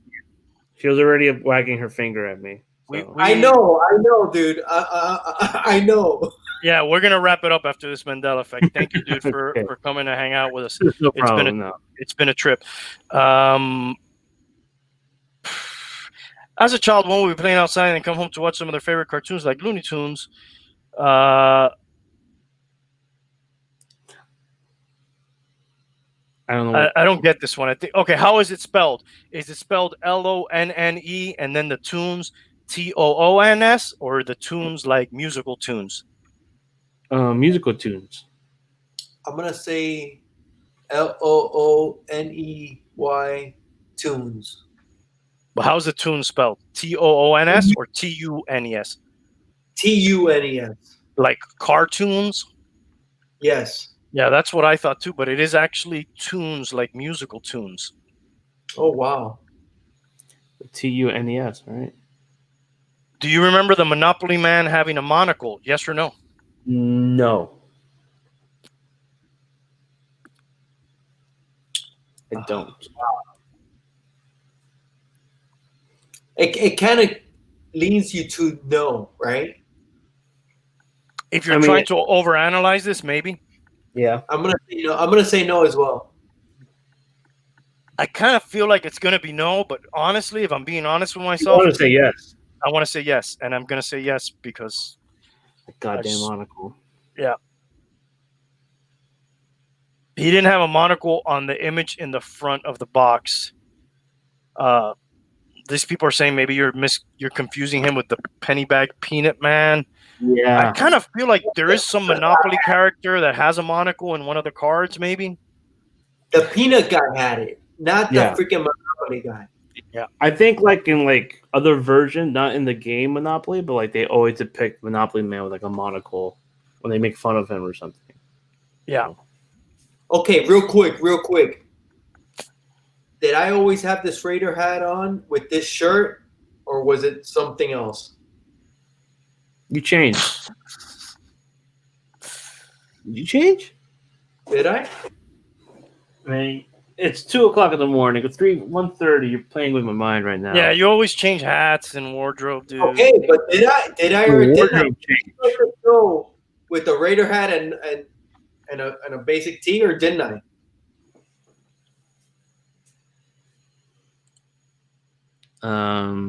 I would probably start Dallas, by the way. I'm starting Dallas as well. Yeah. Zeke better than Taylor? No, I'm going Taylor. I'll say Zeke. I don't know, dude. You probably changed shirts since you're asking us. I'm just asking. Did I? Mike? I'm gonna say yes. Yes. What? You changed shirts. Yeah. What about hat? That's too many objects for me to pay attention. Yeah, come on, dude. Did you or didn't you? At the end of the day, I think it's just the way we look at things, what we focus on. I don't believe in the Mandela effect. I think usually people, your mind is crazy. The way you did you or didn't you? I did change it. I had a Hialeah hat with a young buck old goats T-shirt. And why did you do that? Is a better question. I did it to fuck with your heads. That's why I did it. Okay, fuck, dude. I applaud you for going that deep into this whole fucking skit. Thank you. Pikachu doesn't have a black tail tip. So does he have a black tail tip or not, guys? I think he does. I think he does, but they're probably going to say he doesn't. You're probably right. Brown and yellow. So no, right? He doesn't? Guess he doesn't, no. Okay, this is a good one. Is it Sex and the City or Sex in the City? They put the fucking titles the same way. The thing is it Sex and the City or is it Sex in the City? I think. Sex and the City. And the City. Is that the question they're asking? I think. Let's see. Yeah. Most people remember this as Sex in the City, although posters and advertisements show Sex and the City. Although many people insisted it was in at some point, even posted old photos that shows in instead of and. The truth is, Sex and the City from the very beginning. So old photos that was posted were supporting false memories. But everybody got this right. Yeah. And real quick, I'm a huge fan of Sex and the City. Wow. Dude, you want to know about women? You watch that show, and you're gonna know about women. But look, even the people doing this, they got Mandela affected because they put they wanted us to say Sex and the City. They put Sex and the City 3 times. Sex and the City, Sex and the City, Sex and the City. They should have really made one of these Sex in the City to kind of throw us off. They messed up. The universal blood type, is it O? The picture with them in the black, that's the picture that they mainly used. I don't remember seeing that other picture. Too much information, dude. All right, come on. Is the universal blood type O? That yes. I don't know. I would guess yes.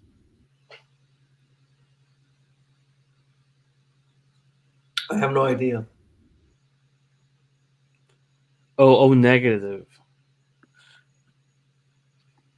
They didn't really ask that well, though. They kind of fucking just left it out there. They should have said, is it O negative or O positive? Yeah. And the last one, Nelson Mandela's death. Does anybody remember his death? I don't. Yes. How do you remember it? Did he die in jail? No, he does not. He gets out of jail. His wife was Minnie Mandela. I remember Desmond Tutu helped get him out of jail. Winnie fought for him to get out of jail. He died. He became the president of South Africa, and then he passed away after. He never died in jail. He spent like 20, 25 years in jail. But he came out, the whole fucking Sun City. Who was it? Oh my God, what was the guy from The Sopranos played that song and all that shit? He died out of jail. He became the president of South Africa. He did not die in jail.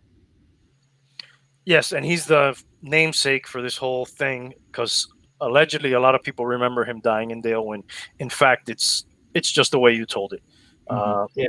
He didn't get out.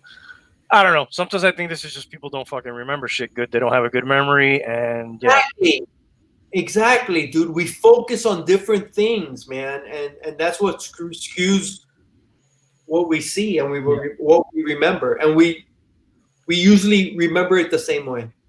Yep. Yeah.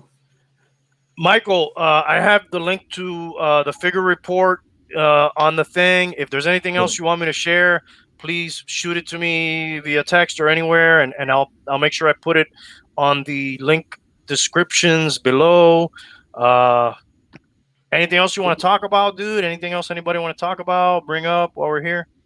I'm good, man. No, it's just thanks for having me. Yeah, figure report on Instagram, on Twitter as well, on YouTube. Just check them out, and yeah, man, it was super fun talking to you about everything. It was cool. Yeah, sorry if we got off on the conspiracy. No, man, you warned me early on. You were like, hey, like we shoot the shit, let's just have fun with it, and it was game, so it was fun for sure. Yeah. Cheers, fellas. Thanks for coming on, bro. Hialeah, his link is below to his channel. If you're into comic books and other stuff, they talking sports on some other shows. And is that conspiracy stuff you do on your channel or somebody else's channel? I don't do it on my channel. I do it on Simply Incredible Podcast on every other Thursday. I also do a music channel on Conquistadorks, and we do like a Billboard 100 top 10 versus show. So we pick 2 years and we pick those songs against each other. And on my channel, it's mainly comic books, and I'm leaning towards sports. I do a Monday night show on sports. Mike, I subbed you up on Instagram. Thank you for the sub back. And thank you, man. I'm gonna check out your channel. I like those heavily edited channel. Yeah, man. A lot of work put into those. It's a lot of work. Mine is not so much work, but it's a lot of fun. No, man. Okay. We all make our different content, and we all should be proud of what we do. So definitely, it's an outlet, something fun that we all like. So that's hanging with the homeboys, baby. Hanging with the homeboys. That's basically what it is. Do you do all that on your own, by the way? Like Yeah. all the editing, you do it on your own. Okay, cool, man. Yeah, I know how. With as little as I do, I know how tough that is. So that's cool, man. I do the streams with my roommate Jay, so he's the one that does unboxings. But we do like a YouTube thing now where we get a few and we just kind of do some live call-ins. We go for like that. That like, was cool. I noticed that on one of your shows. I like that. Yeah, we do. We like my idea is like to host one of like those crappy public access TV shows that like people prank call all the time. So that's kind of like my dream goal to have a show like that. So that's cool, man. Yeah. It's a different aspect to add. Yeah. That's fun. Yeah. All right, dude. So yeah, sub him up. It's down below. Sub him up, sub me up, and thank you guys. Let me see if I can put the music to get us out of here. Had fun. Appreciate everybody coming on. Check out The Mandalorian. And is the music going to start at any moment or no?